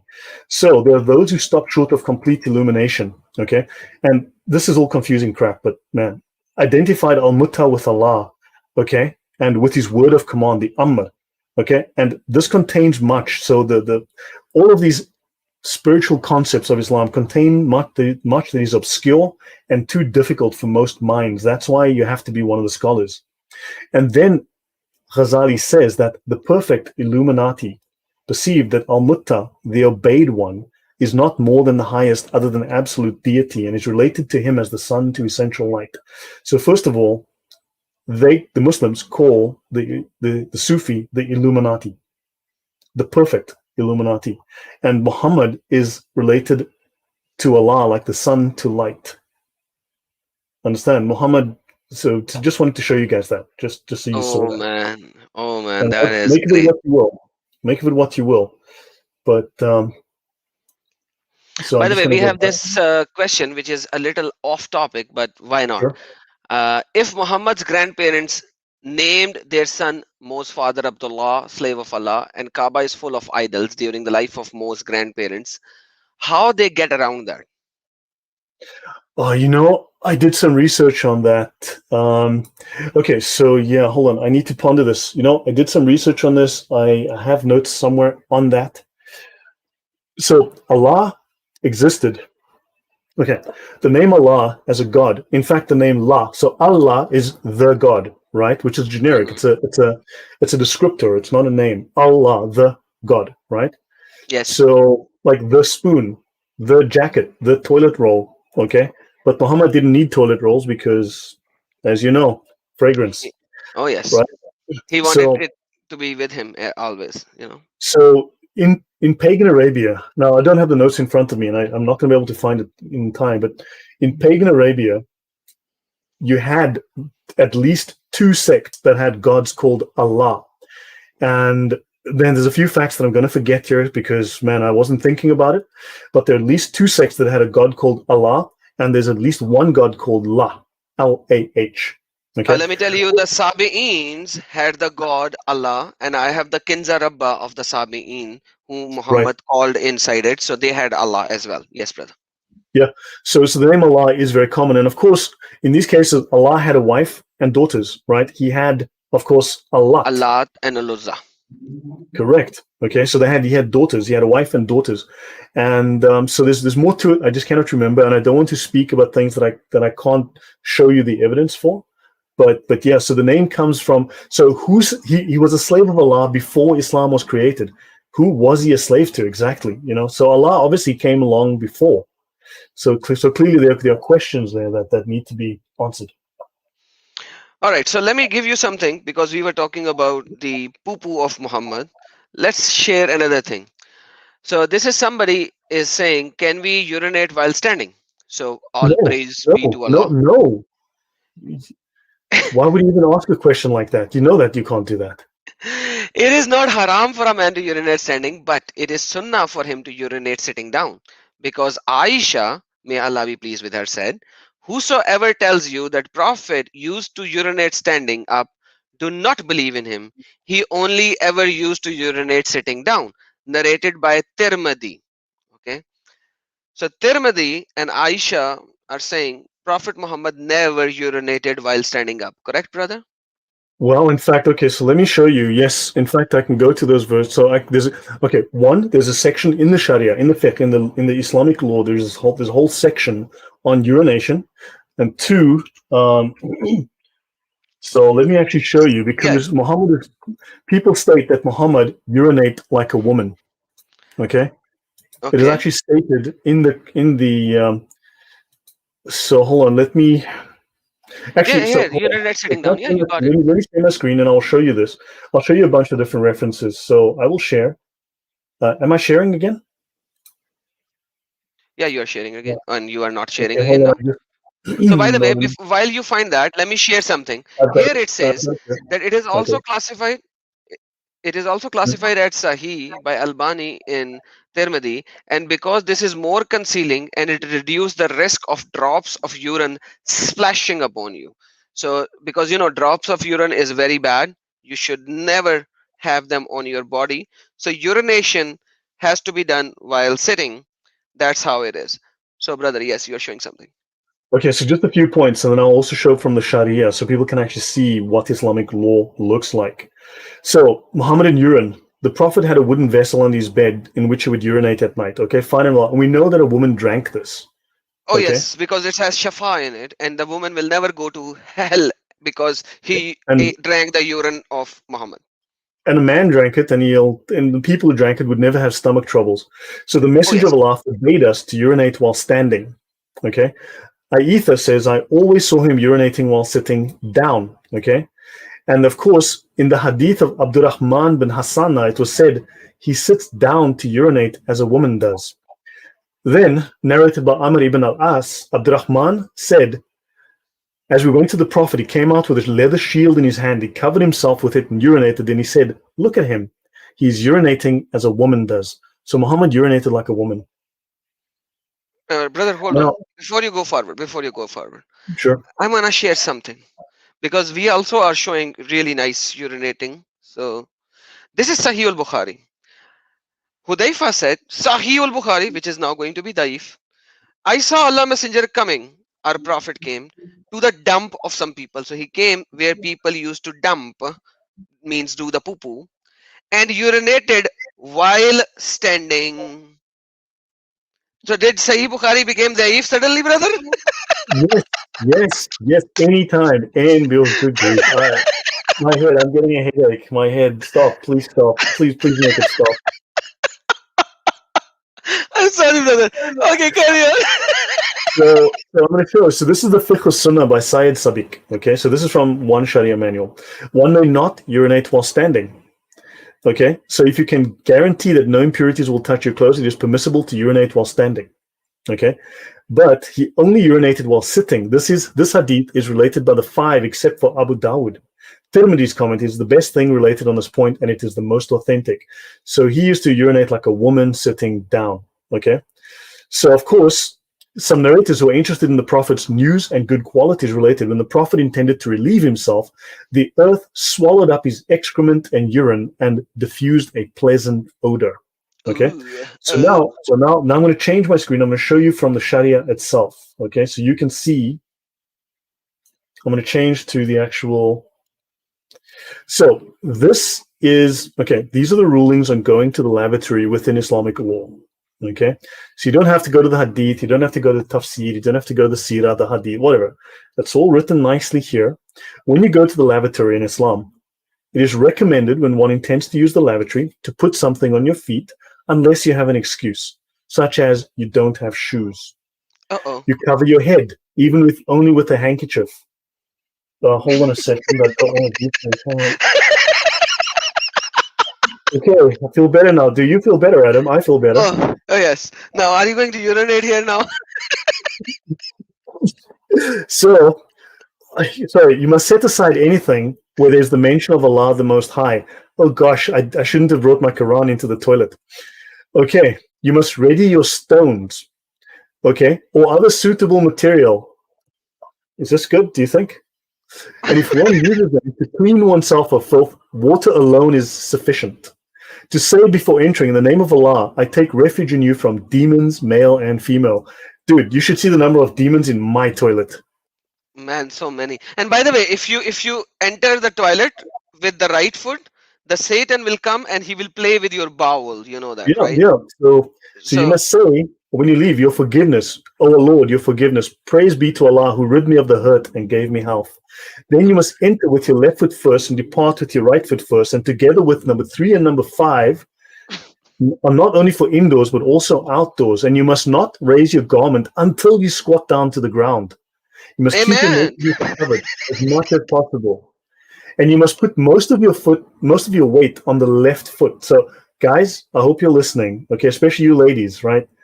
Weight on the left foot. All right. Do not Whenever you're spend a long squatting. time. Do not speak. Don't speak. In other words, don't go to the loo with your cell phone and have a conversation. All right. Uh-oh. This is a miracle of Islam. They figured this out long before. And when and it goes on and blah blah blah. Do not urinate while standing, which is offensive unless there is an excuse, such as when standing is less likely to splatter, and when sitting is a hardship. So yeah, so this is the Sharia. It goes on. 14 rules. 15. Do not urinate into holes or hard places where there is wind. Distance yourself from. Do not relieve oneself with one's front or rear facing the sun, the moon, What? or the sacred precinct in Jerusalem.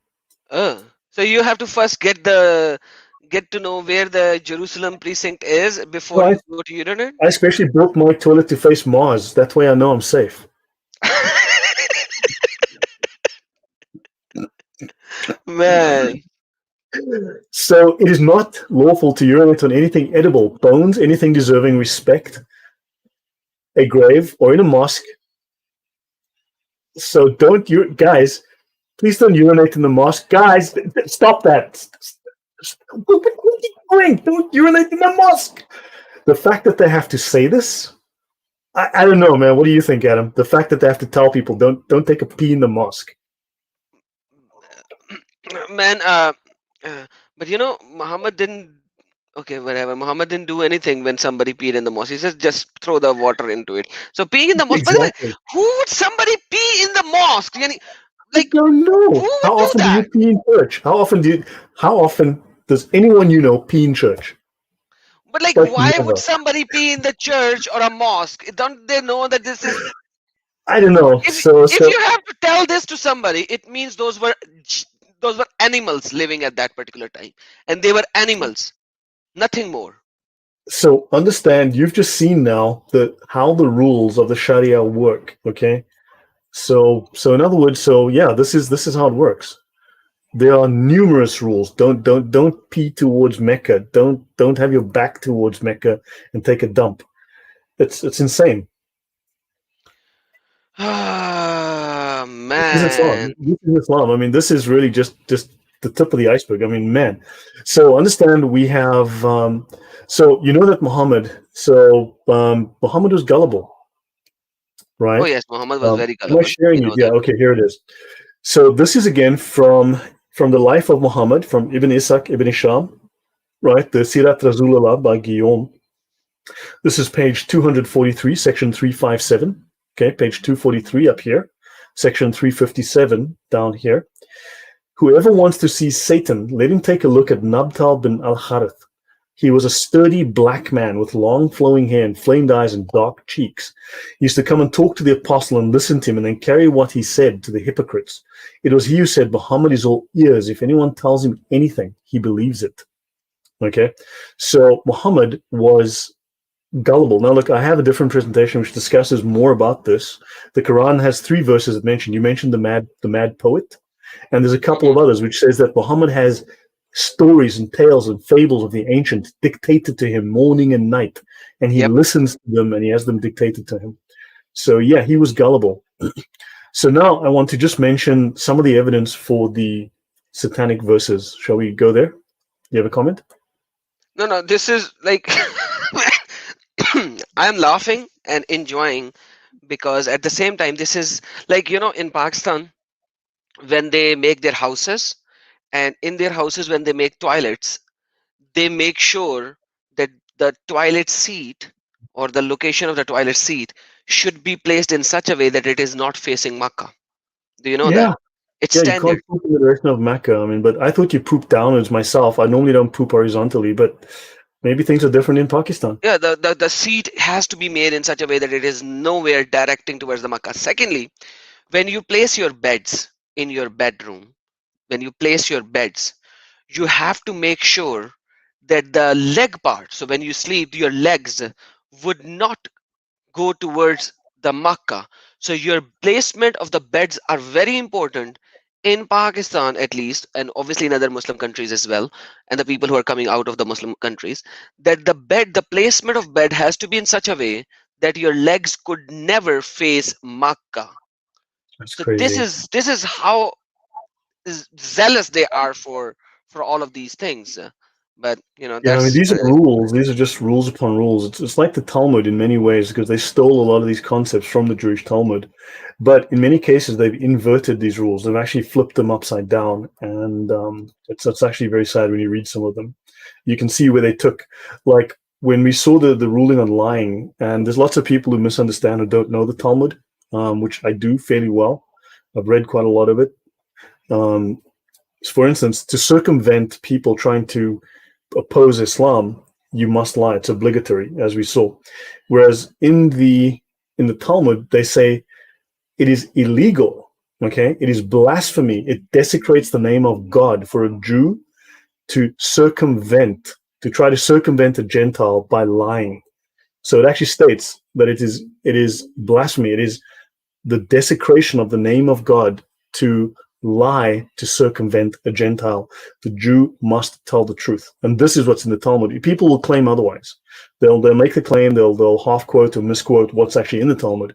So Islam has inverted a lot of these Talmudic rulings. So you are telling me even Talmud, which is the one of the most bad book about Jesus and all, even Talmud is negating it, that this is I wrong, can this is show bad. you things in the Talmud. A lot of the claims about Jesus. Now, look, there's some truth, but I would say it's 80% false. Most of those claims, because just to not to go off topic, but the Talmud. Look, this is not to claim that rabbinic Jews are not maybe mistaken, are not misled, are not. This is not to claim that the Talmud is holy, but there's certainly value in the Talmud. You need to read it, you need to understand it. But people have lied about it for so long. But on that point. the there's very little reference to Jesus in the Talmud. It's extremely little reference. I mean, I can actually bring up the notes. I won't do so now, but at a different time, I can actually bring up the notes, show people, right? But one of the stories, for instance, about Jesus in the Talmud that people quote about Jesus going to Egypt, Jesus coming back as a witch, as a warlock or whatever, as a sorcerer. This is written 200 years before the birth of Jesus. Okay, it's Hmm. talking about a different person called Jesus because the name was a common name. So people are saying, look what the Jews believe about Jesus. This is a story about a man who just happened to have the same name of Joshua, Yeshua, 200 years before Jesus was born. They were not talking about him. This is an old myth that goes way back. And if you look at different versions of the Talmud, many of them have no reference to Jesus, and some do. And in some of them, we know that be it Catholics or be it other religious people, they inserted. There's evidence that they inserted some of these deliberately to smear the Jews so they could attack the Jews and steal their property. So there's a lot to be said there. And in fact, they speak of Jesus being in hell. Judaism doesn't have a concept of hell. So there's lots of issues, but that's a story for a different time. I'd have to go through the notes, and we're not here to discuss that particular problem. All right. So Exactly. yeah, So now we have a question on the topic, Adam. All these rules make us slaves of rules. Jesus came to release all tippies, tips type, of type, slavery, type. types of slavery. including slavery from rules. God bless you all. Great job. So this is not a question, sorry, but that's thank you so very much for appreciating the live stream. And this was all Lloyd. Lloyd is doing a great research and he is giving us a lot of information. And by the way, brother Lloyd, I'm gonna move you back. That you told us earlier in the stream that Muhammad's father has a light, Yeah, yeah. There's there from one of yes. and his that light was given to Muhammad's mother. It left Muhammad's father. Yeah, should I find it? Because I wanted to end on the. So what my plan was to end on Muhammad being Baphomet. Awesome. Okay, was Stop, to stop, end on stop. this. Don't do that yet. Let's fix that part because I wanted to Um, show something, but you moved in very fast on that point. so So what, you want me to go to Muhammad's father yeah, being the yeah, Lord? yeah. Yeah. So let me see. I can't remember the name of the scholar now. By the way, guys, while Lloyd finds it, Lloyd's channel is in the description of this video. Please subscribe to Lloyd's channel. He is doing an awesome job. He is digging into deep into the Islamic literature and he's showing these things which even I would say 50 to 60% of Muslimin do not know. So Lloyd is doing Yeah. an awesome job. Carolina just sent Lloyd's channel and his PayPal and everything. Oh. So You know please something I should subscribe also to his talk channel. about is Muhammad and Semen and Aisha and Semen. There's like a couple of dozen of these hadith. That's disgusting. Oh man. Okay, let's not bring the semen yet. Let's bring this and then we'll go to the satanic verses. The material is also in the description. There is a link. Click on it and you will go to OneDrive of Brother Lloyd and he has shared all of this for every one of you to use it and show to the people. So Brother Lloyd's material is already in the description, guys. So while Brother Lloyd brings up the references which he already shown today, that the light of Allah which was given to Muhammad, and then from that Muhammad's light it was given to Muhammad's father. Then again the father of Muhammad is in hell. Brother Lloyd, do you know that? That, the scholars don't want to talk about that. But in theory, that would be the case. But they claim that they would be given a special place. But I mean, it's just a claim. Brother, it is in Sahih, which you can claim to be Daif. A man asked, where is my father, Messenger of Allah? Sunnah Abi Dawud 4718. He replied, the Messenger of Allah replied, your father is in hell. When he turned his Oh, back, he said, wow. my father and your father are in hell. Let me share the link with everyone. So Muhammad's father, who had the light, is in hell. Then this same hadith is narrated in, I think, Sahih Muslim as well. Anas reported, verily a person said to Messenger of Allah, where is my father? He said, he is in fire, means hell. When he turned away, the Holy Prophet called him and said, verily, my father and your father are in fire, means Nare Jahannam, means the hell. So according to Sahih Muslim, now you can put it Daif, and according to Ibn Sunnah Abi Dawud, both are claiming that Muhammad's father is in hell, and they are all classified as Sahih. The same father who has the light emitting from his forehead, the Nur Allah, is in hell. Now, let's go to some other passage. This one, Sahih Bukhari, it says, it was mentioned before Aisha that Ibn Umar attributed the following statement to the Prophet. The dead person is punished in the grave because of crying and limitation of his family. So why does the dead person get punishment in the grave, brother? Because the family of that person is crying on the grave, right? Oh, wow. So the dead person is punished in the grave because of the crying and limitation of his family. Can you please translate that word for me?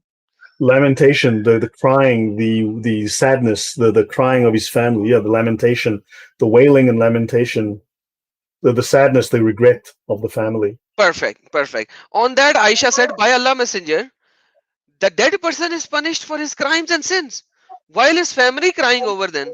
He added, and this is similar to the statement of Allah and etc. etc. etc. etc. and etc. So Allah Messenger, when he stood by the edge of the well well, which contained the etc. etc. Forget the rest of the part. Now we see Muhammad said that if you go and cry and do the crying at the grave, what is going to happen? What is going to happen? The Sorry, dead I missed it. person will get punished in the grave, correct? Right. Yeah. Okay, now let's check this out. Allah apostle visited the grave of his mother and he wept and moved other around to the tears because of his weeping and crying and Great. limitation, and said, I sought permission from my Lord to beg forgiveness for her, but it was not granted to me. And I sought permission to visit her grave, and I was granted the permission to visit her grave, not of crying, not of lamentation, not of weeping, not of tearing. Brother, so if you He punished weep, his mother. if thank you. So Momo wanted to punish his mother, who when gave birth to Momo had a light which went 1600 kilometers away, and Momo punished her mother in the grave by Allah's punishment.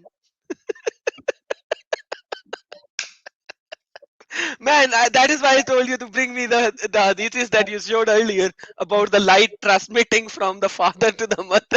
But you know, Okay, well, I've got it here. I have it so you can see. There's someone who's mentioned they can't find my channel. I'm just dropping it in the chat. okay. So yeah, if you just send back the share, I'll show you this. We'll just have a look at it again. I must tell you, I've probably got enough material here for a third episode with a lot of material people I've never heard before. But yeah. So the light. Do you want to? Can you change the share, or should I No, you are share not my sharing, screen? brother. You are not sharing. So share and I will switch. Okay, So yeah. sure. So Muhammad punished, yes, guys. So Muhammad punished his mother in the grave. And by the way, Crazy. brother Lloyd, this is brother Lloyd's channel. This one, and please subscribe to his channel. By the way, his channel is not hard to find. You just have to spell Name. LLOYD, and then you will find it very easily. It's my name. Yeah. So the light of the Prophet, may Allah's blessings and police be upon him, manifested itself in his parents before and during his birth. So his prophethood was seen within his parents. So the light of Muhammad was seen in his parents before he was born. Muhammad's biographers have recorded that his fathers, and this is coming from Masood.co.uk, Islam, the Nuri Muhammadi.htm, by Dr. Mustafa Badawi, with a list of references. Okay, so check out this link here. Again, this link to this presentation with much more material is in the description. Okay, there's a ton here. So I didn't write this. I'm just telling you what they're saying. This guy's a doctor of Islam. Okay, PhD PhD. or whatever. PhD, exactly. Okay, PhD is in Islam. It's short for piled high and deep. Oh, wow! That's, oh my goodness, that is awesome. Goodness gracious. So say it again, man. It was so awesome. Piled high and deep. So So yeah, okay. So his biographers have recorded that his father's forehead shone with a light that a certain woman from Quraysh noticed. She knew, the typos are theirs, okay? I just copied this. She knew that the appearance of the prophet of the end of times was imminent. His mother knew. And she felt that Abdallah's forehead signaled his being the father. She offered herself to him, but he refused. Soon Abdallah married Amina, and once she became pregnant with the prophet, the light vanished from his forehead. He met the same woman again, and noticing she no longer wanted him, asked her why. Now, isn't that weird? He's married to her, and he met the same woman again and noticed she no longer wanted him and asked her why. Was this a different woman? I have Oh, no idea. a certain woman. Oh, a certain woman. So a different woman. So he Probably met the different. same woman again, and noticing that she no longer wanted him, asked her why. She replied that he no longer carried that light on his forehead. As By for the the way, lady Amina, yeah, you know the horses, the studs, you know. So yeah. Muhammad's father was a stud horse. They would. I have done a live stream on that. So a woman will come to him and say, "Come sleep with me for the night. I'm not getting a baby. Probably from you, I will get the baby." So No he way. was acting as a stud as well, and I did a whole live stream on that. So You yeah, know, people should look up. There's an article which has since been removed, but you can find someone who backed it up on a site called Brother Pete. He made a copy of it called occulthood, or the practice of the occult in the family of Muhammad. Okay, or Hmm. which talks about how Muhammad's family was all involved in the occult, in the various pagan priesthoods. That Khadija was very, very probably a priestess in one of the occult. Um, she was a high priestess in one of the occult groups. That, so it's just, you just got to read through Ibn Abi Talib, his grandfather, his uncle. You just got to read all this stuff, and it's like they're all connected to the occult in some way. Wow, So yeah, that's the way. we So gotta do that's the that way. cult sip soon. Sorry, brother. Yes. Yep. So yeah, I'm busy working on that as well. There's a lot I'm researching. It's just so Lady Amina, when she became pregnant, she saw a dream vision that a light came out of her that lit the land as far as Syria. Now, if this happened at night, someone should have seen it. But of course, the moon was split at night, so no one saw it because everyone was asleep. So she So was that also told that, yeah, so it is the same time that when the light was emitting, everyone was sleeping and nobody saw the light. duh. Okay, all right. Now I understand. Now I understand. Okay. Yeah, it's obvious, right? I mean, it's like, so she was also told in her dream that she was pregnant with the master of this nation, and the sign of that would be that when she gave birth to him, she would see a light coming out with him that would shine over Basra in Syria. When this happens, she was told, call him Muhammad. I conceived him, she said, and suffered no pain. When he came out of me, a light came out with him that illuminated everything from east to west. So I don't Wow. know, maybe, So and she said this that's, holy yeah, woman, this holy woman, forget the rest of the part. That's all. sure, All sure. I needed. This holy woman and this holy man who has the light, and the light is being seen from miles and miles away.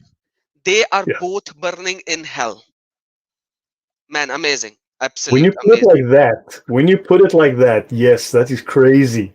These holy people, the Lady Amina, the light, and yeah, and his father carried the light, and his father carried the light that he transferred. So his father was the bearer of the light that he gave to his son. That's crazy. And the father is burning in nar, the fire, and the mother is burning in nar. Muhammad pledged to Allah, Allah, please forgive my mother. Allah said, no, no, go, get lost. Muhammad said, okay, can I go to his grave, her grave? Yes, you can. And then he started crying over there, where Allah said, if you cry on a grave, you will make her punish in the grave. Man, like seriously, man, this This is religion insane. is crazy, insane. By the way, guys, I have sent the live stream link where we discussed that Muhammad's father was a stud and Muhammad was born after many years, and that is why we have the fake of Islamia that you can give birth to a baby between 6 months to 7 years. So the baby can be in the tummy of the mother for up to 7 years. I don't know if it's an elephant baby or what, but yeah, 7 years. Yeah, so this man, Adam, there's so much I can talk about, so I'll start winding down. So Muhammad assures us, I was not sent as a curse, I was sent as a mercy. So he assures us I wasn't sent as a curse. And the message is a sword that brightens, Indian steel, a drawn sword of Allah. Now, of course, in the King James Version of the Bible, you've got, do not think that I came to bring peace on earth. I did not come to bring peace, but a sword. So they plagiarize various of the gospel passages, right? So the sword of the Spirit is mentioned in Ephesians 6:17. Take the helmet of salvation and the sword of the Spirit. So they have basically, so Islam just constantly plagiarizes and then twists everything about Muhammad. Okay. So so anyway, so now you got the Kitab Shifa, okay, the antidote in knowing the rights of the chosen prophet. Muhammad is the finest in lineage and upbringing. His intelligence was greater than any of the creation of Allah. He was the smartest man to ever live. His knowledge and understanding were of the highest standing. His compassion and mercy was the greatest of all humans. Allah purified him in body and spirit and protected him from any imperfection and blemishes. Okay. Yoo-hoo! Allah opened eyes that were blind and ears that were deaf. There's come to you a light from Allah and a manifest book. So, okay, so the Prophet is the light of Allah and a human being in Masood.co.uk. So Muslims need to really do something about this because these guys are teaching millions of Muslims some very bad theology. But Muhammad is of two natures, the light of Allah and is a human being. And the inability to join between the two aspects is a lack of understanding of the greatness of the Muhammadan reality. Man, brother, That one Muhammad more, has two natures. one question now. Uh, Yeah. this guy has a very right question. He was so intelligent, so everything. So whatever. And then this guy Can't is read. asking, isn't he the person who can't read? um, look, see, Muhammad used to take the pages, right? And then he would hold it up to his face and touch it, and it would suck in through osmosis. Oh wow, that's a hadith that I was unaware of. No, no, that's Sahi. Muhammad would just hold it up to his face, and knowledge would just come into his skin. So he didn't have to read. I mean, duh.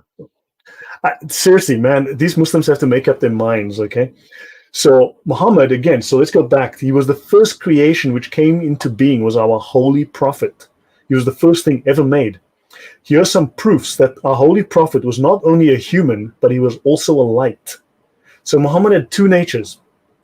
Ibn Who, Abbas, the cousin who of the has two holy natures? prophet, I know Muhammad. of only one who had two nature. This Muhammad is somehow taking something from there as well, as in two nature. No, no, no. Muhammad is the original. He's the OG two natures guy.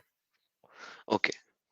So I, so Ibn Abbas says that the similitude of the nur, the light of Allah, is the light of the holy prophet. Okay, and he was in the backs of ancestors. So Muhammad was a light. He was a divine light. He had his divine nature before he was born. Okay, and this is Ibn Abbas, his cousin. Okay, and undoubtedly, Allah Almighty created the light of the Prophet Muhammad before everything. And you can find a whole bunch of references. This is from the IslamicAcademy.org in Shiloh Road, Plano, in Texas. So these guys know what they're talking about. They've got a bunch of references here. Again, my notes are in the description. Go and read it yourself. So again, you've got all of this. Okay.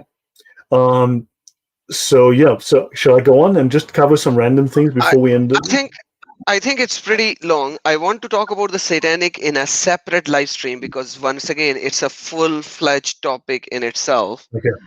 But I want to bring up this comment. Carolina, sister, really love you as a sister. You are a very dear sister of mine.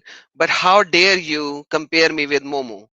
Sister, like seriously, this seems like a compliment, but seriously, it's not a compliment. How can you compare me with Momo?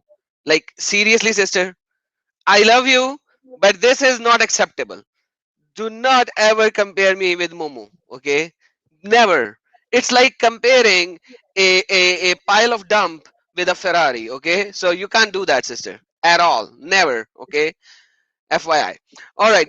So now we can bring up some questions if you guys have some Yeah. questions from now, I'll stop and then here we will and do, yeah, we'll do part three because that picture that our brother Lloyd showed, I wanna show you some more stuff related to that before he shows that, and it will take like an hour probably on just that, and we are already 2 hours 15 minutes into the discussion, and I know brother Lloyd is very sleepy right now. The poor guy it's quarter is. past midnight. It's like 18 after midnight here. So Oh my, I can understand that. So guys, any question before we close live stream and let brother Light go to sleep because he has a big day tomorrow again. So this is the yeah, time, brother Light. yeah. Maybe I'll ask you questions. I hope that was interesting to learn things about Muhammad that you didn't know. I think a lot of Muslimi knows some of these things because they are very common in Muslim countries, not in the Western countries, but in the Muslim countries at least. The whole situation is that they do not speak it out in front of non-Muslims. That is where you have the issue. They hide it from us, and if you state these things, they will do what? They will say, okay, they will say you are a liar. Where can I find the article? Brother, so many times I said, go to the description of this video and scroll to the end, and it says Brother Lloyd link for his research stuff free to download, and Brother Lloyd's channel. Please go to the description of the video and you will find it, brother. Yeah. Also, Nathaniel asked me for the article on occultism in the family of Muhammad. I've just pasted the link in the chat. I'm just going to do it again. So that's the topic of occultism in the family of Muhammad. So just check in the chat. You can Yeah, read we it. will do that. I'm showing it on the screen as well, and we will do a full topic on that very soon. Now last prophet is saying, please can we get the source of Muhammad being born 4 years after his father? I already shared it Carolina shared the Islam QA articles. You have to scroll up. I have already shared a video on it. Plus, Carolina has shared two Islam Q&A articles on it already in the live chat. Guys, like you guys are not check. And I when Carolina shared those articles, I had showed them on the screen as well. There you go. This is one, and there you go. This is two, and they both are already in the live chat. This is the second one. So guys, it's already there, and she is sharing it again. So guys, everything that we are stating nothing without the evidence, and the evidence that the Muslims scholars are giving. And here is the article, the video that I did, it's also there, which explains all of these things, and etc etc. So nothing that we say over here is without the sources. Everything is with the sources, guys. And brother Lloyd just shared another one. What is this, brother Lloyd? Just my Microsoft OneNote database. If you click the link, it should just show up. You don't have to log in. You shouldn't need an account that's open without any login. It should just open in the browser. And the first tab is Muhammad, the seal of the prophets. I've got a bunch of other tabs as well, some other data which might be useful, but the very first one that you'll see on the left-hand side will be this one. And so you can download it. It's a Microsoft OneNote database. It's way too big. I mean, I can make it as a PDF, but it's going to be a very big, very long PDF because it's like Oh, they technically can it's make a PDF out of it by themselves. That's not a probably problem. hundreds of pages. It's meant to be viewed on your phone, on your laptop, your tablet. It's OneNote. OneNote is an app, and it also runs in the browser. It was too Exactly. big for PowerPoint. So Yeah. guys, every link, every extract that is shown here has a link there where you can click on the link and go to the original source and verify and validate. So nothing over here is said without the authentic source which are present behind it. Even though the source which says the unverified, fabricated, what the famous unverified, what was the name? Famous but unauthenticated stories from the Sirah of Muhammad. It's so Yes. funny. So there are things that are famous and unverified, which which were hardly mentioned here, but there are a few things which are there, and it's also there whether you want to like it or not. But it's written by Muslimin. They are claiming it. They are unverified, but they are famous. So we are going to like it because they are famous. So we are accepting it. But once again, that's the reality of the situation, guys. Yeah, I mean, Muslims have to deal with this. This is their own major scholars. Either their scholars are lying and in hell, or they believe this stuff and it's true, or they all contradict each other. So who's right? And I mean, they have to make up their theology is a mess. It's a complete and total mess. Now, there's a logic to it, but it's also completely crazy. Oh Uh, yes. yeah, the OneNote notes are yours, guys. It's public. I made it public. It's yours. Do what you feel like. It's all my notes are public. I give it away. Yes, so we give it away so that you guys could talk to the Muslimin and bring them to the saving knowledge of Christ. This is why we are doing this. If we want to just come up and state things, it does not matter unless you use these documents, use these arguments, and speak with these Muslimin and bring them to the saving knowledge of Christ. That's the real purpose. And you can see currently, even now, my channel, they have multiple Muslimin. But when it comes to these kind of topics, when we bring up these things, they run away. They don't even message here. They run away because they know they do not have any saving location. They just cannot do anything. They know they have a problem, and they know the problem is so big they cannot run away from it. And that's the reality. What they can do is after we finish, they will send text in the description. That's what they will do. And brother Lloyd is laughing about it because he has faced the same thing.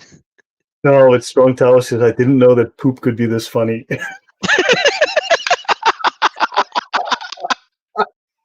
I mean, I didn't write this stuff, man. I didn't write it. It's their stuff. Like, good grief, this stuff is ridiculous. Stan says, "Can you please give it in PowerPoint?" Look, this is like hundreds of pages. Seriously, I'm not going to make a PowerPoint with hundreds of pages. So it's easier to just put it in OneNote, and it's in the cloud, and you can get it anywhere. You can download it. Let me give him a project. Stan, use that information, put it in a PowerPoint, and then give it to us so that we could use it. How about that? So you do some work so that we could be better. See? There you go, brother. Do the work for us so that we could show it to the world, brother. So you want halwa, and then you want somebody to put it in a spoon and put it in your mouth as well? Come on, man. Yeah, Eat the halwa, but at least eat it yourself, man. I mean, I have hundreds and hundreds of pages of notes. I mean, and this one you saw. I mean, I'm only about halfway through my presentation on the notes I've collected on Muhammad, like this in the Sirah. I'm roughly two-thirds, halfway to two-thirds through this. So there's a lot more. I mean, to imagine doing a PowerPoint presentation of this. It would take forever. It's easier to just do it in OneNote for this. Exactly. And then, Truth Defender, you said it right. So all of them are going into hell. Yeah, Absolutely. If you believe in the Sunnah yeah, of Muhammad, then they are going to hell. yeah. Exactly. No, they're all according to their own rules. They all go to hell, and that's in the Sharia as well, right? That's confirmed within the ijma of Islam. Exactly. All right, And brother Lloyd. Sorry, you want oh, to say something, please? no, no, we're good. We're good. Oh, well, actually, no. Why do you think they keep this secret? If Muhammad was this divine, this special, this miraculous, why the secrecy? Why don't they share this? Why do they hide it? Why the embarrassment? Okay, What do you think? Mo Wajah says, Adam, can I join? I'm a Muslim, or should I join later? So Mo Wajah, you came at the very end. Did you watch the whole video? If you have not watched the whole video, if I bring you up now, you will want us to repeat whatever we said. So have you watched the video that we just did? If you did, I will bring you up right now. If you have not, watch the video and then tell me in description when do you want to come up and refute something, and we will go live specially for you. So tell me, have you watched the video? Yes or no? Or you just came? Because I haven't seen you before in my live chat. I just saw you. So once again, have you watched the video? Let's see. If he has watched the video, then I can bring him up right now. I watched 30 minutes of it and I was watching some of it. So, do you have an objection in something that I have said? We have said, me and Lloyd have said. I mean, does he have a specific objection? Does he have something specific he wants to comment on? If he's Yeah, watched it, he should be able to tell us specifically, I don't like this. But I didn't write any of this stuff. yeah, These are no, Islamic sources from major scholars, modern and ancient. yeah. So we will talk with him. So yes, what do you have the objection of? Give me a specific objection or specific And problem you have. if it is an objection where you need a counter argument, we'll bring you up right now. And besides, he doesn't have a problem with us. He has a problem with his own scholars. He has a Yeah, problem yeah, with Aisha. He has a problem with Ibn Kathir because one of them's lying. exactly. So he has a problem. Great. All right. So understand, Islam wants you to focus on the Quran. The Quran, look, you need to understand the perspective here, but the Quran is the lowest level of knowledge in Islam. It is the lowest level. That's why lay Muslims are allowed to read it, right? And technically speaking, you as a kafir, it's illegal for you to possess any Islamic books whatsoever. You should not have any access to anything from Islam. Then the higher level of knowledge is reserved for the higher scholars of the ulama, and there are levels of ulama as well.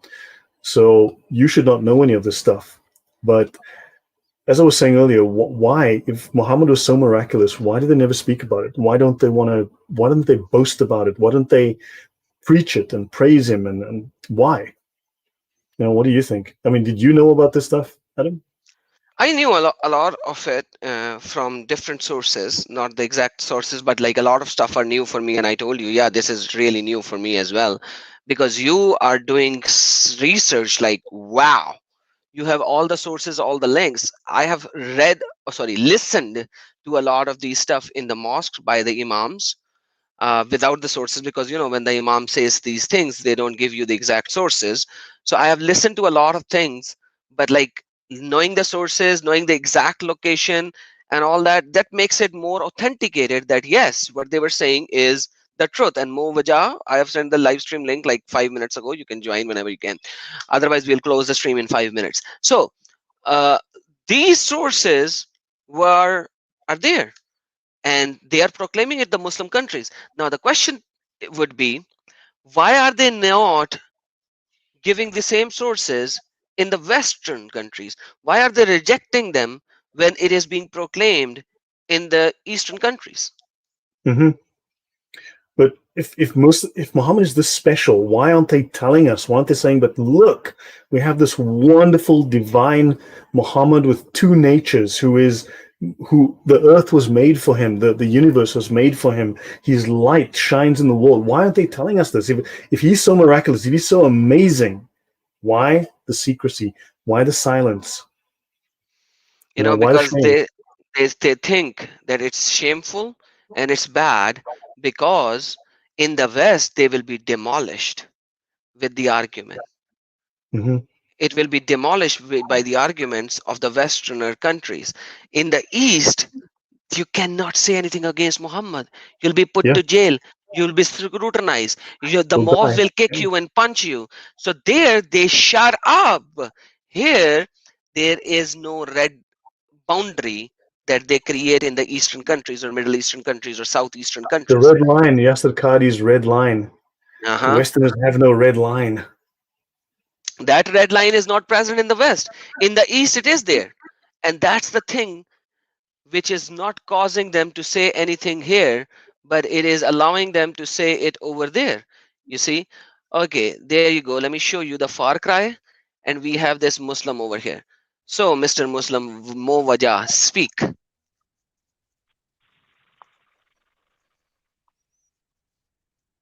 See, so this is so that is why I put this screen on top before bringing him up, and I can see what he just did.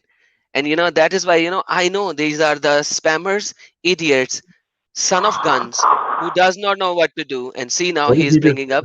Oh yeah, yeah. He, I just removed him. I know I have seen this thing in the past. Let me ban him from the studio.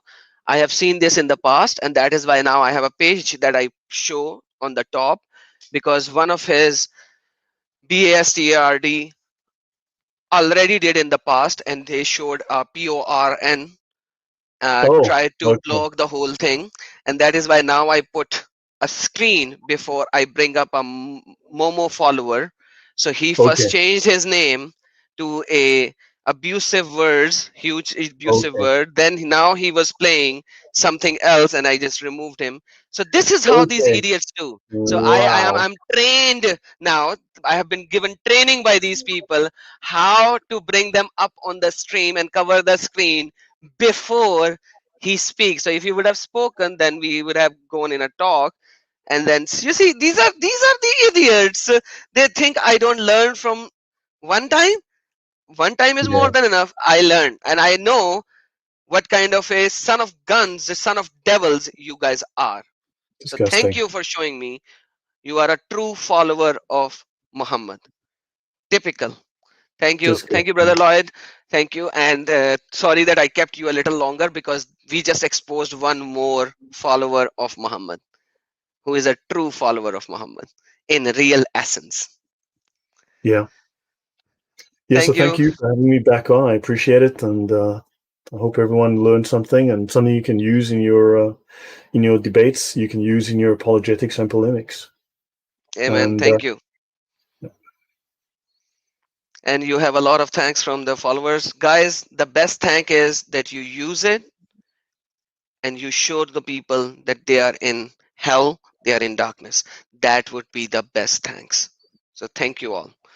Brother Lloyd, any last words before we close?